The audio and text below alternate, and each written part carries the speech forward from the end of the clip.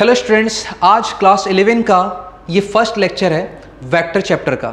हालांकि vector chapter के पहले एक चैप्टर और है यूनिट एंड मेजरमेंट, उसको हम लोग डिस्कस यहाँ पे नहीं कर रहे हैं क्योंकि बहुत इजी और बेसिक टॉपिक है। क्योंकि मैंने ये लेक्चर आप लोग के इस पर्पज़ से बनाया है कि एज अ ट्रायल यूज़ हो। जो बच्चा ऑनलाइन कर रहा है वो भी ट्रायल करेगा, और अगर कोई बच्चा ऑफलाइन करना चाहता है तो उसके लिए भी ये ट्रायल क्लास है। आप इसको एज अ ट्रायल देख सकते हैं, उसके बाद फिर आप डिसाइड करेंगे कि आपको ऑनलाइन या ऑफलाइन करना है। इस लेक्चर को स्टार्ट करने से पहले कुछ बात करना ज़रूरी है कि ये लेक्चर मैं डिस्कस कैसे करूँगा।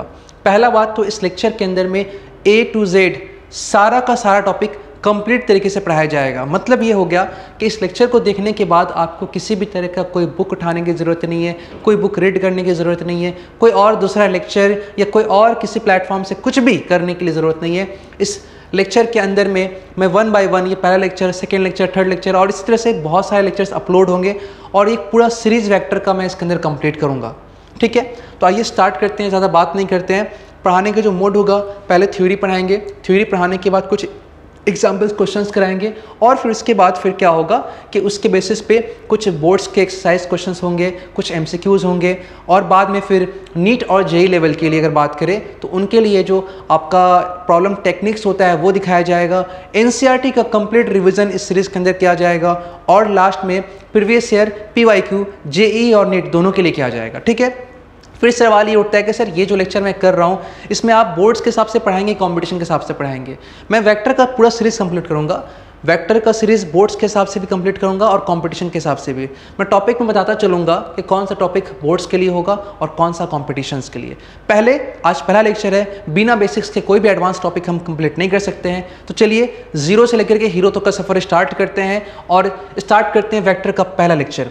वेक्टर के पहले लेक्चर के अंदर जो फर्स्ट बात, पहला सवाल जो उठता है और पहला टॉपिक उठता है वो ये कि आप क्या जानते हैं कि फिजिकल क्वांटिटी क्या होता है। फिजिकल क्वांटिटी क्या होता है ये समझना बहुत ज़रूरी है कि फिजिकल क्वांटिटी के बारे में अलग अलग बच्चों का अलग अलग कंसेप्ट है।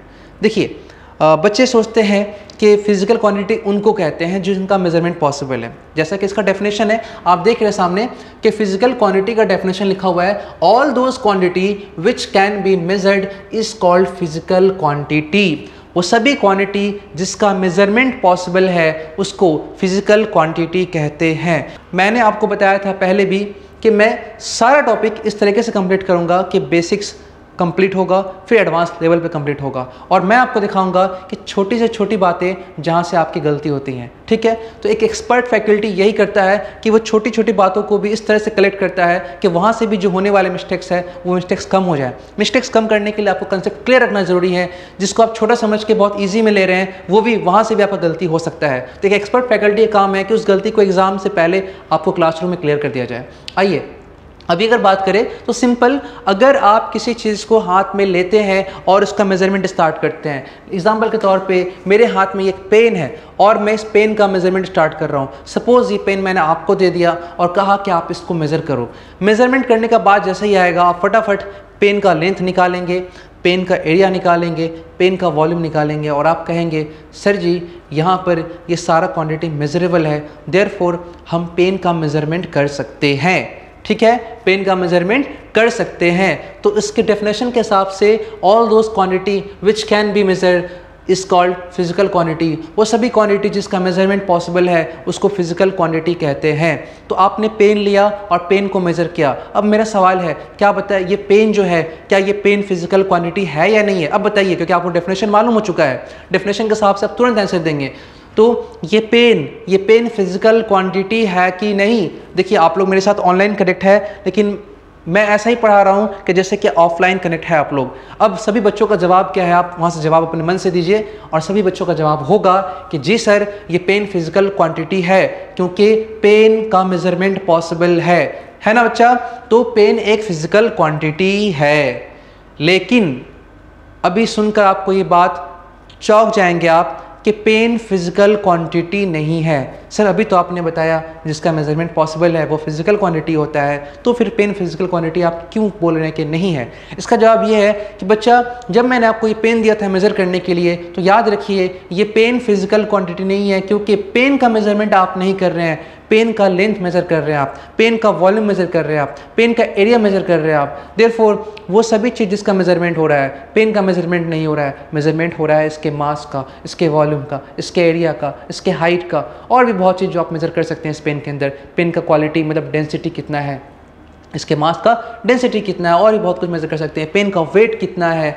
ओके, तो याद रहना चाहिए कि छोटा सा बात था, लेकिन यहाँ पे आप लोगों से बहुत सारे बच्चों से गलती हुआ होगा, और हो सकता है शायद कोई बच्चा ऐसा भी हो जिसने मन में ये जवाब दिया हो कि पेन फिजिकल क्वांटिटी नहीं है। पेन का लेंथ, पेन का वॉल्यूम, पेन का एरिया और पेन का डेंसिटी क्या है? फिजिकल क्वांटिटी है। क्लियर है? तो आज के बाद याद रखेंगे, मैं अगर एग्जाम्पल्स को लिखूँ तो आपको समझ में आना चाहिए कि पेन का ये फिजिकल क्वांटिटी के एग्जाम्पल्स में जो एग्जाम्पल आएगा वो बहुत सारा आएगा, वो बहुत सारा एग्जाम्पल्स आएगा। फिलहाल मैं कुछ एग्जाम्पल की तरफ चलता हूँ। आइए लिखता हूँ मैं इसका एग्जाम्पल्स को।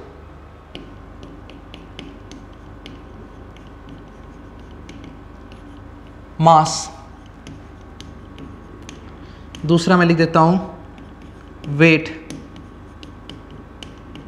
तीसरा length, area, volume, density, distance. अभी मैं सिर्फ एग्जाम्पल लिख रहा हूँ। डिस्टेंस, डिस्प्लेसमेंट, सारा टॉपिक कंप्लीट होगा। इसका मतलब ये है मैं एक एक बात, छोटी छोटी बातों को मैं पढ़ाऊँगा इस लेक्चर के अंदर में। आपको समझ के बस सारा टॉपिक अच्छे से कंप्लीट करना है। आपका वेक्टर बिल्कुल भी क्लियर, बिल्कुल भी यहाँ डाउट नहीं रहेगा, एकदम बिल्कुल तरीके से अच्छी तरीके से क्लियर हो जाएगा। चलिए आ जाइए, ये हो गया। ठीक है, मैंने क्या लिखा? Mass, weight, length, area, volume, density, distance, displacement, speed, volume, acceleration, velocity, acceleration और फोर्स। अब आप बात बताइए, मैं आपसे पूछता हूँ कि अगर सपोज कर लेते कि आप मेजरमेंट करने जाते हैं, इतने सारा नाम मैंने लिखा है यहाँ पे, आप सबको मेजर करने जा रहे हो। मेजर करने जाओगे बच्चा, आप क्या मेजर करोगे? आप किसी भी चीज़ को मेजर करो तो उसका वैल्यू जरूर मेजर करते हैं, है ना? वैल्यू को फिजिक्स में नाम दिया गया मैग्नीट्यूड। क्या नाम दिया गया है? मैग्नीट्यूड नाम दिया गया है। इसका मतलब ये हो गया सर जी कि आप मास को मेजर करें या वेट को मेजर करें, length, area, volume, density, distance, इसमें से किसी को मेजर करें, उसका वैल्यू हम जरूर मेजर करेंगे, मतलब कि मैग्नीट्यूड जरूर मेजर होगा। ओके सर, इतने सारे फिजिकल क्वांटिटी में हम लोग जरूर मेजर करेंगे उनके मैग्नीट्यूड्स को। मैग्नीट्यूड मतलब क्या हो गया? वैल्यू। अच्छा जी, मैग्नीट्यूड। लेकिन इनमें से कुछ कुछ के पास मैग्नीट्यूड के अलावा भी कुछ होगा मेजरमेंट करने के लिए। जिसके पास जो होगा हम वही मेजर कर सकते हैं। किसी के पास मैग्नीट्यूड है तो मैग्नीट्यूड मेजर करेंगे, जिसके पास मैग्नीट्यूड के अलावा अगर कुछ है लाइक डायरेक्शन, जैसे देख लीजिए आप, मैं बात करता हूँ मास और वेट में, थोड़ा गौर कीजिए यहाँ पे क्या फ़र्क है कि मास होता जो है वो क्या होता है। बहुत लोगों को मास और वेट का बेसिक डिफरेंस नहीं मालूम है। क्लास 10 से बच्चा अगर 11 में आ रहा है ना, तो अभी आप 11 के बच्चे नहीं हैं, अभी आप 10 के ही हैं। आपको मान के चलना है मुझे कि आपको कुछ नहीं आता है, मुझे हर बात बताना होगा। इस हिसाब से मैंने प्रिपरेशन किया इस लेक्चर का कि एक एक बात, जो बच्चा कुछ नहीं जानता है ना, बल्कि जो आर्ट्स लेके पढ़े ना, उसको वेक्टर क्लियर हो जाएगा इस लेक्चर को देखने के बाद। क्लियर है? तो आइए मास का देखिए, जहाँ तक बात है, अमाउंट ऑफ सब्सटेंस जो हमारे अंदर प्रेजेंट है, अमाउंट ऑफ सब्सटेंस, ये किसी भी बॉडी के अंदर जो अमाउंट प्रेजेंट है, उस अमाउंट को हम लोग मास बोलते हैं। मात्रा, ठीक है, कितना मात्रा है उसके अंदर, ये अमाउंट प्रेजेंट उसके अंदर, उसको मास कहते हैं। ओके जी, अब इस मास को अर्थ अपनी तरफ खींचता है, क्योंकि दुनिया में हर एक मास दूसरी मास को अट्रैक्ट कर रहा है। ये बात समझ के रखेंगे, दुनिया में हर एक मास दूसरी मास को क्या कर रहा है? अट्रैक्ट कर रहा है। और ये अट्रैक्शन मतलब एक तरफ फोर्स है। तो मास को, किसी भी मास को, जैसे आप सपोज कर लीजिए एक ऑब्जेक्ट है और आपने इसको क्या कर दिया? छोड़ दिया, तो इसका मास जिसमें प्रेजेंट है वो मास है, और इसके बाद छोड़े तो ये जो वेट एक्ट कर रहा है, एक्चुअली वेट क्या है? वेट अर्थ जो है ना, एक फोर्स से बॉडी को अपनी तरफ खींचता है। फोर्स जो है, अर्थ जो है, एक बॉडी किसी भी मास को अपनी तरफ खींचता है। इस खिंचाव को, इस पुल को ही, इस फोर्स को हम लोग वेट कहते हैं। देयरफॉर इसका मतलब ये हो गया कि weight is a type of force. Weight is a type of force. ऐसे भी आप जानते होंगे, बेसिकली हर बच्चा ये बात जानता होगा कि फोर्स इज इक्वल टू होता है मास इंटू एक्सेलरेशन, और वेट इज इक्वल टू होता है mg, और g का मतलब होता है acceleration due to gravity. Equation के हिसाब से भी देखें तो फोर्स और वेट एक जैसा दिख रहा है। Force is equal to m, weight is equal to m। Into a मतलब एक्सेलरेशन, मास में अगर एक्सेलरेशन का मल्टीप्लाई हो जाए तो फोर्स बन जाता है। ठीक इस तरह से मास में अगर एक्सेलरेशन ड्यू टू ग्रेविटी, ये एक्सेलरेशन किसका है, ये एक्सेलरेशन ग्रेविटी का है। देखिए एक्सेलरेशन जो है बात अभी मैं और डिस्कस करूंगा क्योंकि चैप्टर स्टार्ट हुआ है। तो वेलोसिटी क्या है, स्पीड क्या है, डिस्प्लेसमेंट क्या है, डिस्टेंस क्या है और एक्सेलरेशन क्या है, इन बातों पर डिस्कशन करेंगे। लेकिन फिलहाल इतना जानते हैं क्लास 9-10 के बच्चे, एक्सेलरेशन एक टर्म है जिसका मतलब होता है वेलोसिटी इंक्रीज करना इन 1 सेकेंड। पर सेकंड जो वेलोसिटी बढ़ता है उसको एक्सेलरेशन बोलते हैं। जब कोई फोर्स ही नहीं लगाएगा तो वेलोसिटी कैसे बढ़ेगा, रुका है तो रुका ही रहेगा, फोर्स लगाना पड़ता है। तो सिंपल जानते हैं मास और एक्सेलरेशन के प्रोडक्ट को फोर्स बोलते हैं। तो मास और यहाँ पे जी भी तो है, जी भी तो क्या है, जी भी एक एक्सेलरेशन ही है, लेकिन किसकी वजह से, ड्यू टू ग्रेविटी, मतलब ड्यू टू अर्थ। तो एक्सेलरेशन ड्यू टू ग्रेविटी है तो एक्सेलरेशन ही, देखो मास और एक्सेलरेशन क्या होता है, फोर्स होता है। तो weight is a type of force और फोर्स के पास डायरेक्शन होता है, वेट का डायरेक्शन नीचे है। तो वेट के पास आप देख रहे हो बच्चा कि वेट के पास एक डायरेक्शन है, वेट के पास क्या है, एक डायरेक्शन है, लेकिन मास के पास डायरेक्शन नहीं है। आप मास का मेजरमेंट करेंगे तो सिर्फ उसका मैग्नीट्यूड, उसका वैल्यू मेजर करेंगे, लेकिन जब वेट का मेजरमेंट करेंगे तो वेट का मैग्नीट्यूड कितना है और वेट का डायरेक्शन किधर है, ये दोनों चीज़ आप मेजर करेंगे। ओके जी। लेंथ के पास सिर्फ वैल्यू होता है, कितना लेंथ है, 2 मीटर 3 मीटर। अब जैसे एग्जाम्पल के तौर पर ये पेन ही है, ये पेन का लेंथ का डायरेक्शन से क्या ताल्लुक़ है। अगर ये मान लेते हैं कि ये 5 इंच का पेन है, 5 इंच का पेन है, तो आप इधर रखें तो भी 5 इंच होगा, इधर रखेंगे तो भी 5 इंच होगा और इधर रखें तो भी 5 इंच ही होगा। मतलब कि इसके डायरेक्शन से इसका कोई ताल्लुक़ नहीं है। ये लेंथ हमेशा एक वैल्यू रखता है, इसका डायरेक्शन से कोई कॉन्टैक्ट नहीं है। देयरफॉर लेंथ क्या हो गया, एक स्केलर क्वांटिटी, या फिर बोल सकते हैं लेंथ के पास सिर्फ क्या है, मैग्नीट्यूड है। तो मास के पास सिर्फ मैग्नीट्यूड, वेट के पास मैग्नीट्यूड और डायरेक्शन, लेंथ के पास सिर्फ मैग्नीट्यूड। और एरिया का जहाँ तक बात है, अभी तक क्लास 10 के बच्चों को यही बताया गया होगा कि एरिया जो होता है वो एक तरह का स्केलर क्वांटिटी होता है, मतलब उसके पास सिर्फ मैग्नीट्यूड होता है, डायरेक्शन नहीं होता है। लेकिन क्लास 11 में आप जानेंगे कि जो एरिया है वो वेक्टर क्वांटिटी है, मतलब इसके पास 2 चीज़ है, मैग्नीट्यूड भी है और डायरेक्शन भी है। मैंने अभी वेक्टर और स्केलर का कंसेप्ट क्रिएट नहीं किया है, लेकिन ये इतना बच्चा जानता है बेसिकली जिसके पास दोनों होता है, मैग्नीट्यूड डायरेक्शन, उसको वेक्टर बोलते हैं, जिसको मैं आगे क्रिएट करने वाला हूँ। फिलहाल आप जब मेजरमेंट करेंगे एरिया, तो एरिया के पास मैग्नीट्यूड भी है और डायरेक्शन भी है। वो कैसे है सर, मैं समझाता हूँ। सपोज करता हूँ मैं कि यहाँ पर मेरे पास ये एक कैलकुलेटर है और इसका ऊपर का सरफेस एरिया जितना है, नीचे का सरफेस एरिया भी उतना ही है। दोनों एरिया सेम है, यहाँ पे कोई डिफरेंस नहीं है। ओके, दोनों एरिया सेम है, यहाँ पे कोई डिफरेंस नहीं है। देयरफॉर इस हिसाब से देखा जाए तो दोनों का मैग्नीट्यूड सेम है, दोनों एरिया सेम है। लेकिन एक फ़र्क ये है कि इस एरिया का फेस ऊपर की तरफ है, मतलब ये इस एरिया का डायरेक्शन जो है ऊपर की तरफ दिखा रहा है, और जो नीचे वाला एरिया है वो नीचे की तरफ है। तो वैल्यू दोनों एरिया का सेम है, मतलब कि मैग्नीट्यूड जो होता है, मैग्नीट्यूड दोनों एरिया का सेम है, लेकिन एक एरिया का डायरेक्शन अपवर्ड की तरफ है और एक एरिया का डायरेक्शन डाउनवर्ड की तरफ है। इस हिसाब से देखिए तो एरिया का मेजरमेंट करेंगे तो एरिया के पास मैग्नीट्यूड भी होगा और एरिया के पास साथ ही साथ डायरेक्शन भी होगा। इसका मतलब ये हो गया कि इसको उस लिस्ट में डालेंगे जिसके पास मैग्नीट्यूड भी है और डायरेक्शन भी है। ओके सर, इसको डाल देते हैं। तो यहाँ पे इसको अंडरलाइन लगा दिए। वॉल्यूम कितना स्पेस ऑक्यूपाई कर रहे हैं उसको वॉल्यूम बोलते हैं, इसका कोई डायरेक्शन नहीं होता है। डेंसिटी क्या होता है कि amount of mass present in unit volume, किसी भी गिवन वॉल्यूम के अंदर कितना मास आ रहा है। गिवन वॉल्यूम मतलब unit volume, 1 metre cube, 1 centimetre cube, इस सब मैं आगे बताऊँगा कि ये वॉल्यूम वगैरह क्या होता है। तो किसी भी गिवन स्पेस के अंदर में या वॉल्यूम के अंदर में जो मास एंट्री करता है, जैसे क्राउडेड हो जाएगा तो डेंसिटी बढ़ जाएगा, क्राउड कम हो जाएगा, डेंसिटी क्या हो जाएगा, कम हो जाएगा।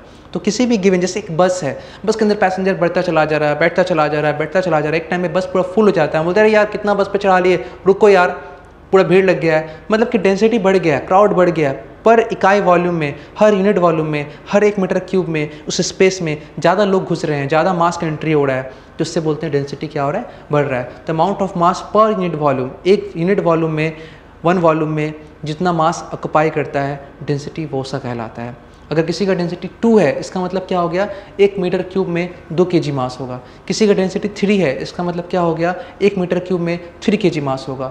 मास पर मीटर क्यूब इज कॉल्ड, या mass per unit volume is called density. अगर SI का बात करेंगे तो kg पर मीटर क्यूब, और अगर सीजीएस का बात करेंगे तो ग्राम पर सेंटीमीटर क्यूब ये होता है। ओके, चलिए डेंसिटी हो गई। डेंसिटी के पास डायरेक्शन नहीं होता है, ठीक है। डिस्टेंस डिस्प्लेसमेंट में, डिस्प्लेसमेंट के पास डायरेक्शन होता है, स्पीड के पास नहीं होता है, वेलोसिटी के पास डायरेक्शन होता है, एक्सेलरेशन के पास डायरेक्शन होता है और फोर्स के पास डायरेक्शन होता है। ये जो मैंने जितना भी अंडरलाइन किया है सबके पास डायरेक्शन होता है। अब बात उठ रहा है कि सर यहाँ पे बार बार डायरेक्शन और किसी के पास मैग्नीट्यूड दोनों मिक्स हो रहा है, क्या किया जाए। तो इसीलिए मैं क्या करूँगा, जिनके पास मेजरमेंट करने के लिए सिर्फ मैग्नीट्यूड है मैं उसको एक अलग लिस्ट में डाल दूंगा, और जिसके पास मेजरमेंट करने के लिए दो चीज़ है, मैग्नीट्यूड भी है और डायरेक्शन भी है, उसको मैं अलग लिस्ट में डाल दूंगा। लेकिन इन सब का मेजरमेंट पॉसिबल है, बस जिसके पास मैग्नीट्यूड है उसका सिर्फ मैग्नीट्यूड मेजर करेंगे, और जिसके पास मैग्नीट्यूड और डायरेक्शन दोनों है उसका दोनों ही मेजरमेंट करेंगे। लेकिन मेजरमेंट तो होगा ना, देयरफॉर इस बेसिस पे सारा फिजिकल क्वांटिटी है, सारा क्या है, फिजिकल क्वांटिटी है। लेकिन अब ये फिजिकल क्वांटिटी आपस में क्या हो जाएंगे, आपस में अलग हो जाएंगे, कुछ आएंगे उस लिस्ट में, कुछ आएंगे इस लिस्ट में। जैसे सपोज कर लो मैं यहाँ पर दिखाता हूँ, मैंने इस लिस्ट में के अंदर में उनको अलग कर लेता हूँ जिनका डायरेक्शन भी है मैग्नीट्यूड भी है, ठीक है। ओके, तो करता हूँ मेजरमेंट इसका, देखते हैं क्या होता है। आइए, तो पहले क्या करते हैं, फिजिकल क्वांटिटी वो सभी क्वांटिटी इसके अंदर आ जाएगा जिसका मेजरमेंट पॉसिबल है। अब इसमें दो तरह का मेजरमेंट हो रहा है, एक के पास ओनली मैग्नीट्यूड, एक के पास ओनली मैग्नीट्यूड, ठीक है, मैग्नीट्यूड, ठीक है, और एक के पास बोथ मैग्नीट्यूड प्लस डायरेक्शन में शॉर्टकट डायरेक्शन दोनों है, ठीक है। एक के पास ओनली मैग्नीट्यूड, एक के पास मैग्नीट्यूड और डायरेक्शन। तो जिसका मैग्नीट्यूड का बात करेंगे उसके पास लिस्ट में क्या क्या आ रहा है, देखो यहाँ पे हमारे लिस्ट में हमारे आ रहा है ये सब, मास, ठीक है, दूसरा लेंथ, तीसरा आपका आ गया वॉल्यूम, डेंसिटी,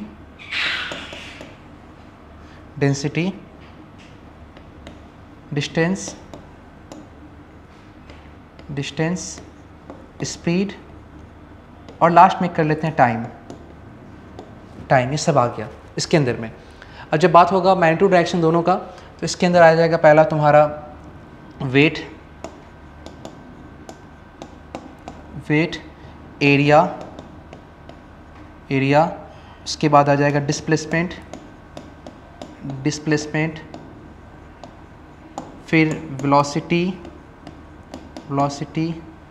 एक्सेलरेशन, और लास्ट में आ गया फोर्स। और भी बहुत सारे टर्म्स हैं जो हम लोग आगे और सीखेंगे। ये सारा लिस्ट इसके अंदर आ गया है ना। दोनों ही का मेजरमेंट पॉसिबल है, देयरफॉर दोनों ही फिजिकल क्वांटिटी है। लेकिन जिसका सिर्फ ओनली मैग्नीट्यूड मेजरमेंट होगा वो हो गया स्केलर, और जिसके पास दोनों होगा वो हो गया वेक्टर। इसलिए मैंने क्या किया कि इस लिस्ट के मैंने नीचे यहाँ पे नाम लिख दिया, इसका नाम लिख दिया मैंने स्केलर। ये किसके लिस्ट में आ गया, स्केलर का, ठीक है। और इसमें क्या हो गया, वेक्टर, ओके, स्केलर और वेक्टर। तो फिजिकल क्वांटिटी दो तरह का होता है, एक स्केलर और वेक्टर, दोनों ही का मेजरमेंट पॉसिबल है, दोनों ही फिजिकल क्वांटिटी है। ओके, क्लियर है। तो आप लोगों ने सारा टॉपिक नोट कर लिया। अब नोट करने के बाद दिमाग में एक बात बैठा लीजिए कि सिंपल कंसेप्ट में यही है कि वो सभी क्वांटिटी जिसका मेजरमेंट पॉसिबल है उसको फिजिकल क्वांटिटी कहते हैं। अब इनके मेजरमेंट में कुछ के पास सिर्फ मैग्नीट्यूड होगा, ऐसे सारे एग्जांपल्स कहाँ जाएंगे, स्केलर क्वांटिटी में। और जिनको मेजर करते वक्त आप मैग्नीट्यूड और डायरेक्शन दोनों मेजर करेंगे, ये सभी आ जाएंगे वेक्टर क्वांटिटी में। तो अभी जो कंसेप्ट मैंने सीखा है उसके अकॉर्डिंग आप देखा जाए तो वेक्टर का डेफिनेशन क्या बनता है, वेक्टर का डेफिनेशन बनता है vector quantities are those physical quantity. Vector quantity वो फिजिकल क्वांटिटी है which are characterised by the both magnitude and direction, जिसको हम कैरेक्टराइज कर सकते हैं, जिसको समझा सकते हैं, जिसको मान सकते हैं उसके पास मैग्नीट्यूड भी है और डायरेक्शन भी है। ये समझा रहा है ना। तो ये हो गया आपका वेक्टर का डेफिनेशन कंप्लीट। लेकिन बच्चा याद रखना, मैं जब भी आपको कोई चीज़ पढ़ा रहा हूँ तो ये सभी चीज़ बुक्स में लिखा हुआ है, फिर भी आप ट्यूशन क्यों पढ़ते हैं, आप एक मेंटरशिप क्यों ज्वाइन करते हैं, आप एक गाइडलाइन क्यों लेते हैं। इसके पीछे रीज़न है कि सिर्फ वर्ड्स पे आप जाएंगे तो फंस जाएंगे, उसके अंदर कुछ और भी चीज़ें ज़रूरत है समझने का और जानने का, उनको समझना ज़रूरी है। ध्यान दीजिए मैं क्या बोल रहा हूँ कि ये जो डेफिनेशन लिखा हुआ है ये गलत नहीं है, बिल्कुल राइट है, लेकिन ये कंप्लीट नहीं है। मतलब आप वेक्टर को कंप्लीटली सिर्फ मैग्नीट्यूड और डायरेक्शन से कैरेक्टराइज नहीं कर सकते हैं। ऐसा ज़रूरी नहीं है कि किसी के पास मैग्नीट्यूड भी है और डायरेक्शन भी है कि वो वेक्टर ही होगा। समझाता हूँ मैं इस बात को। जैसे कि डेफिनेशन है ना आपके हिसाब से, इसके हिसाब से तो जिनके पास मैग्नीट्यूड होगा और डायरेक्शन होगा वो तो वेक्टर होगा। तो चलो भाई ज़रा देखते हैं क्या होता है। मेरे पास दो एग्जाम्पल है, एक एग्जाम्पल है इलेक्ट्रिक करंट का और दूसरा एग्जाम्पल है फोर्स का, ठीक है। अब ये दोनों एग्जाम्पल को हम इस डेफिनेशन के अकॉर्डिंग चेक करते हैं कि इसके हिसाब से वो दोनों फैक्टर है कि नहीं है, इसके हिसाब से देखते हैं। चलिए स्टार्ट करते हैं। आइए पहले हम बात करते हैं इलेक्ट्रिक करंट का। सपोज़ कि एक वायर हम ले लेते हैं, यहाँ पे कोई सा भी एक वायर लेते हैं। ये एक वायर है, सपोज़ ये एक वायर है, ठीक है, ये एक वायर है। वायर में क्या फ्लो करता है बच्चा, वायर में फ्लो करता है करंट, वायर में क्या फ्लो करता है? करंट। तो मान लेते हैं कि इसके अंदर करंट फ्लो कर रहा है और करंट क्या दिखा रहा है? 3 एम्पियर, 3 एम्पियर ये दिखा रहा है। ठीक है, ओके, थोड़ा सेफ पॉइंट पे चलते हैं, टॉपिक को इजी में लेते हैं। अब 3 एम्पियर का मतलब क्या होता है ये समझते हैं, मतलब करंट का मतलब क्या होता है ये समझते हैं। तो हम रफली एक वायर बनाते हैं यहाँ पर और इसमें एक चार्ज पास करते हैं। चार्ज क्या पास करते हैं? क्यू, क्योंकि करंट का मतलब क्या होता है? फ्लो ऑफ चार्ज होता है ना। सिंपल बच्चा बोलता है flow of charge is called current, ऐसा नहीं है, rate of flow of charge is called current. मतलब समझाता हूँ, क्यू और चार्ज का यूनिट क्या होता है? कूलम। अब मान लेते हैं ये इस पॉइंट से पी पॉइंट से क्यू पॉइंट तक जा रहा है, ये चार्ज चल के जा रहा है, पी पॉइंट से क्यू पॉइंट तक ये चार्ज चल के जा रहा है। भैया किसी भी चीज़ को किसी पॉइंट से किसी पॉइंट तक जाने में टाइम लगता है, टाइम कंज्यूमिंग प्रोसेस है एक पॉइंट से दूसरे पॉइंट जाना। तो भाई इस चार्ज को भी यहाँ से जाने में कुछ ना कुछ तो वक्त लगा हो, कुछ ना कुछ तो टाइम लगा होगा। तो मान लेते हैं कि इसको टाइम लगा t second. Q coulomb charge को यहाँ से यहाँ पहुँचने में कितना लगा? t second. तो हम ऐसा लिख सकते हैं क्या कि t सेकेंड में यहाँ से कितना चार्ज फ्लो कर रहा है? Q coulomb. तो 1 सेकेंड में कितना चार्ज फ्लो करेगा? 1 सेकेंड में फ्लो करेगा Q coulomb by T second. देखिए बच्चा समझिए बात को, यहाँ पर एक समझने वाली बात ये हुआ कि ये भी फ्लो ऑफ चार्ज है लेकिन कितने देर में? टी सेकेंड में। और ये भी क्या है? फ्लो ऑफ चार्ज है लेकिन कितने देर में? 1 सेकेंड में। दोनों फ्लो ऑफ चार्ज है लेकिन फ़र्क है कि एक टी सेकेंड में है और 1 सेकेंड में है। और फिजिक्स में सारे चार्ज के फ्लो को करंट नहीं बोला गया है, वो चार्ज जो सिर्फ 1 सेकेंड में फ्लो करे उसको करंट बोलते हैं। तो ये चार्ज जो है 1 सेकेंड में फ्लो हो रहा है, इसको हम क्या नाम देंगे? करंट। देयरफॉर ये क्या है सर? ये फ्लो ऑफ चार्ज तो है लेकिन करंट नहीं है। तो ये करंट क्या हो गया? फ्लो ऑफ चार्ज मतलब इन 1 second, rate of flow of charge in 1 second. ये कितने देर में? किसी भी चीज़ को अगर टाइम से डिवाइड कर देंगे तो वो 1 सेकेंड में निकलता है। किस में निकलता है? 1 सेकेंड में। याद रहेगा, किसी भी वैल्यू को अगर आप टाइम से डिवाइड कर देंगे तो वो 1 सेकेंड के लिए आ जाएगा। तो यहाँ पे टाइम से डिवाइड हो गया तो चार्ज आ गया 1 सेकेंड के लिए, और इसी का नाम रखा गया है इलेक्ट्रिक करंट। क्या नाम रखा गया है? Electric current. तो चलिए इसको मैंने लिख दिया आई। तो इलेक्ट्रिक करंट का मतलब होता है चार्ज इन 1 सेकेंड। तो ओके, इस कूलम पर सेकेंड का नाम रख दिया गया एम्पियर शॉर्टकट में। क्या नाम रख दिया गया? तो आई इज इक्वल टू क्या हो गया? Q by T coulomb per second, और Q by T coulomb per second को रख दिया एम्पियर। तो आज के बाद जब कभी भी कहीं पे कूलम पर सेकेंड रहेगा तो कूलम पर सेकेंड की जगह आप सिंपली क्या सेट कर देंगे? एम्पियर। ठीक है, ओके। अगर मान लीजिए मैं लिखता हूँ कि करंट जो है वो 3 एम्पियर है। कितना है? 3 एम्पियर। तो इसको 3 एम्पियर को आप ऐसे लिख सकते हैं, देखिए तो ऐसे लिख सकते हैं। एम्पियर की जगह क्या रख सकते हैं? कूलम पर सेकेंड की जगह आप एम्पियर रख सकते हैं, एम्पियर की जगह कूलम पर सेकेंड रख सकते हैं। ठीक है, तो एम्पियर की जगह क्या रख दिए? 3, और एम्पियर के जगह पे रख दिए कूलम पर सेकेंड। यहाँ पे कुछ नहीं था, यहाँ 1 है। इसका मतलब 3 एम्पियर का मीनिंग होता है 3 coulomb charge in 1 second. 3 coulomb charge in 1 second is called 3 ampere. 4 coulomb charge in 1 second is called 4 ampere. 8 coulomb charge in 1 second is called 8 ampere. 8 coulomb charge per second is called 8 ampere. Okay भाई, तो यहाँ पे चलो हम समझ गए कि ampere का मतलब क्या है। फिलहाल इसके बेसिक मुद्दे पे आते हैं। आई का वैल्यू मतलब मैग्नीट्यूड दिया हुआ है 3 एम्पियर। कितना दिया हुआ है? 3 एम्पियर। ओके, ये क्या हो गया? इसका मैग्नीट्यूड। और साथ में दिखाई दे रहा है कि इसके पास डायरेक्शन भी है। क्या है? इसके पास एक डायरेक्शन भी है। तो अभी पिछले वाले डेफिनेशन के हिसाब से अगर आप जाएंगे, तो देखिए पिछले डेफिनेशन में आपने क्या सीखा था? जिसके पास मैग्नीट्यूड और डायरेक्शन दोनों हो उसको वेक्टर बोलते हैं। तो इसके हिसाब से अगर आप गए तो आप इलेक्ट्रिक करंट को क्या बोलेंगे कि इलेक्ट्रिक करंट एक तरह का कैसा क्वांटिटी है? वेक्टर क्वांटिटी है। कैसा क्वांटिटी हो गया? Vector quantity. ओके, लेकिन इलेक्ट्रिक करंट वेक्टर क्वांटिटी नहीं है, ये सोच गलत है। इलेक्ट्रिक करंट स्केलर क्वांटिटी है। तो हुआ ना सवाल आपके मन में? तो क्या पिछला वाला जो आपने सर डेफिनेशन दिया है, क्या ये डेफिनेशन गलत है? मैंने बार बार कहा कि ये गलत नहीं है बच्चा, लेकिन ये इनकम्प्लीट है। ये पूरी तरह से वेक्टर को डिटरमाइन नहीं कर रहा है, ये पूरी तरह से एक्सप्लेन नहीं कर रहा है। वेक्टर का सिर्फ इतना पहचान होना काफ़ी नहीं है कि उसके पास मैग्नीट्यूड भी और डायरेक्शन भी है। ठीक है, दूसरा एक ख़ास बात जो आपको बताते चलो आगे, कि याद रखना स्केलर और वेक्टर को अगर गौर करो तो स्केलर और वेक्टर में सिर्फ एक चीज़ का फ़र्क है, ये डायरेक्शन का। और इस डायरेक्शन की वजह से सारा लोचा क्रिएट हो गया है।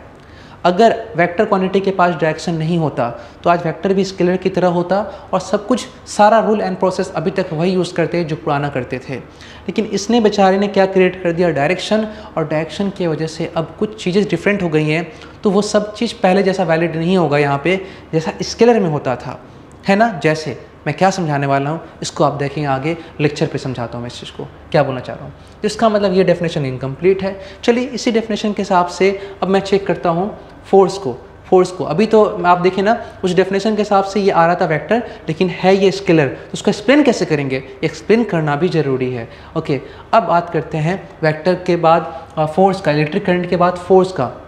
अगर किसी भी ऑब्जेक्ट के ऊपर आप फोर्स लगाते हैं, सपोज़ कि ये एक ऑब्जेक्ट है, मान लीजिए कि मैंने इस ऑब्जेक्ट को कुछ मैं ड्रॉ करता हूँ, ठीक है, और सपोज़ ये ऑब्जेक्ट है और इस ऑब्जेक्ट को मैंने किसी प्लेटफॉर्म पे रख दिया, किसी प्लेटफॉर्म पे रख दिया, ठीक है, किसी प्लेटफॉर्म पे रख दिया, फोर्स लगाया मैंने इसके ऊपर। कितने लगाया फोर्स, तो मैं लिख देता हूँ, इस फोर्स का वैल्यू जो है वो 10 है और यूनिट इसका होता है न्यूटन। कितना लगाया मैंने, 10 न्यूटन। तो इस फोर्स का एक मैग्नीट्यूड भी है कि कितना फोर्स लग रहा है, अमाउंट ऑफ फोर्स कितना है, और एक डायरेक्शन भी है। आप चाहेंगे तो फोर्स इधर से भी लगा सकते हैं, लेकिन अभी आपने फोर्स कहाँ से लगाया है, आपने फोर्स अभी इस साइड से लगाया है। ओके, तो फोर्स के पास भी मैग्नीट्यूड है और डायरेक्शन है। तो पिछले वाले डेफिनेशन के हिसाब से जिसके पास मैग्नीट्यूड और डायरेक्शन उसको क्या बोलते हैं, वेक्टर बोलते हैं। तो यहाँ पर आप देखेंगे कि फोर्स कैसा क्वांटिटी है कि फोर्स एक वेक्टर क्वांटिटी है, और यहाँ पे ये राइट है, ये राइट है। पिछले वाले में भी ऐसा ही हुआ, मैग्नीट्यूड था, डायरेक्शन था, तो वेक्टर नहीं हुआ, वो कैंसिल हो गया। इस वाले में वेक्टर के इस वाले में भी क्या हो रहा है कि इसके पास मैग्नीट्यूड है और डायरेक्शन है, लेकिन इस बार ये क्या है, फोर्स है, इस बार ये क्या है। तो एक के साथ डेफिनेशन फॉलो हो रहा है, एक के साथ नहीं हो रहा है। सर मसला क्या है, आप समझाइए, क्लियर नहीं हो रहा है। आइए, ये कन्फ्यूज़न क्रिएट करना बहुत ज़रूरी था मेरे लिए, क्योंकि अगर जब तक ये कन्फ्यूज़न क्रिएट नहीं होगा तब तक ये कन्फ्यूज़न सॉल्व भी नहीं होगा। क्योंकि कोई भी चीज़, कोई भी जवाब तभी आता है जब उसका सवाल आता है ना, और फिर जब सवाल आपके मन में आएगा तो ही आप जवाब ढूंढेंगे। अब आपके मन में सवाल उठ गया है कि पिछला वाला डेफिनेशन जो था वो सर कहीं ना कहीं हम लोग यूज़ नहीं कर पा रहे, इसको यूज़ करना सिखाइए। आइए मैं सिखाता हूँ। बच्चा आप लोग याद रखिए, आपको याद होगा, याद रखिए कि आपको याद होगा कि अगर हम 3 के साथ 2 का वैल्यू जोड़ते हैं, 3 के साथ 2 जोड़ते हैं तो क्या आता है, 5 आता है कि नहीं आता है। 3 के साथ अगर 2 जोड़ा जाए तो क्या आता है, 5 आता है। ये बात हर बच्चे को पता है, ओके जी। लेकिन 6 के साथ 8 जोड़े तो 14 आता है, 8 के साथ 2 जोड़े तो 10 आता है। ये जो हम ऐड करने का तरीका यूज़ कर रहे हैं, इससे क्या ऐड करते हैं, इससे हम लोग कोई वैल्यू ऐड करते हैं। 8 और 2 एक वैल्यू है, 8 और 2 को जोड़े तो 10 आ गया। और इस तरह के जोड़ घटाव को आप सिर्फ वैल्यू के लिए यूज़ कर सकते हैं, डायरेक्शन के लिए यूज़ नहीं कर सकते हैं। मतलब एक तरह से आप थोड़ी देर के लिए बोल लीजिए कि स्केलर लॉ ऑफ एडिशन है। स्केलर लॉ ऑफ एडिशन मतलब जिससे आप मैग्नीट्यूड को जोड़ पाए। और आज तक जितना भी एडिशन हम किए हैं वो स्केलर का ही किए हैं, डायरेक्शन को तो करते ही नहीं हम लोग अभी तक, क्योंकि डायरेक्शन का मतलब वेक्टर को तभी हम लोग ऐड करना सीखेंगे, ऐड करना जानते ही नहीं हम लोग। ओहो, तो इसका मतलब आप बोलना ये चाह रहे हैं सर कि ये लॉ ऑफ एडिशन जो मैंने स्केलर में यूज़ किया है वो वेक्टर में यूज़ नहीं कर सकते हैं क्या। तुम खुद ही सवाल करो, क्या यूज़ कर सकते हैं, क्या नहीं कर सकते हैं। स्केलर के पास सिर्फ जोड़ने के लिए क्या है, आपके पास सिर्फ उसका वैल्यू है, उसका मैग्नीट्यूड है। लेकिन वेक्टर के पास जब आप जाएंगे जोड़ने के लिए तो आप 2 चीज़ जोड़ेंगे, एक उसके मैग्नीट्यूड को भी जोड़ेंगे और एक उसके डायरेक्शन को भी जोड़ेंगे। लेकिन जब आप वेक्टर के पास जाएंगे तो आप 2 चीज़ जोड़ेंगे, एक उसके मैग्नीट्यूड को भी जोड़ेंगे आप और साथ में उसके डायरेक्शन को भी। तो क्या इसके पास डायरेक्शन है और ये भी उसी लॉ से ऐड हो जाएगा। इस बात को हम लोग ज़रा चेक करते हैं, कैसे करते हैं। सपोज़ मैंने आपको वापस ये पेन दे दिया, आप इस पेन को लीजिए और सपोज़ आप पुल कर रहे हैं, आप इधर पुल कर रहे हैं, ठीक है, आप इस डायरेक्शन में पुल कर रहे हैं और मेरे हाथ में ये पेन है, मैंने ही पकड़ रखा है, मैं इधर पुल कर रहा हूँ। और मान लीजिए जितना आप ताकत लगा रहे हो उतना मैं भी लगा रहा हूँ, और अब ये पेन चूँकि दोनों साइड से बराबरी का फोर्स लग रहा है, ये पेन बीच में रुक गया। पेन क्या रुक गया, बीच में रुक गया।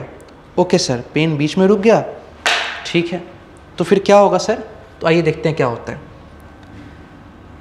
केस 1, पेन है, आप फोर्स इस साइड लगा रहे हैं, आप फोर्स इस साइड लगा रहे हैं।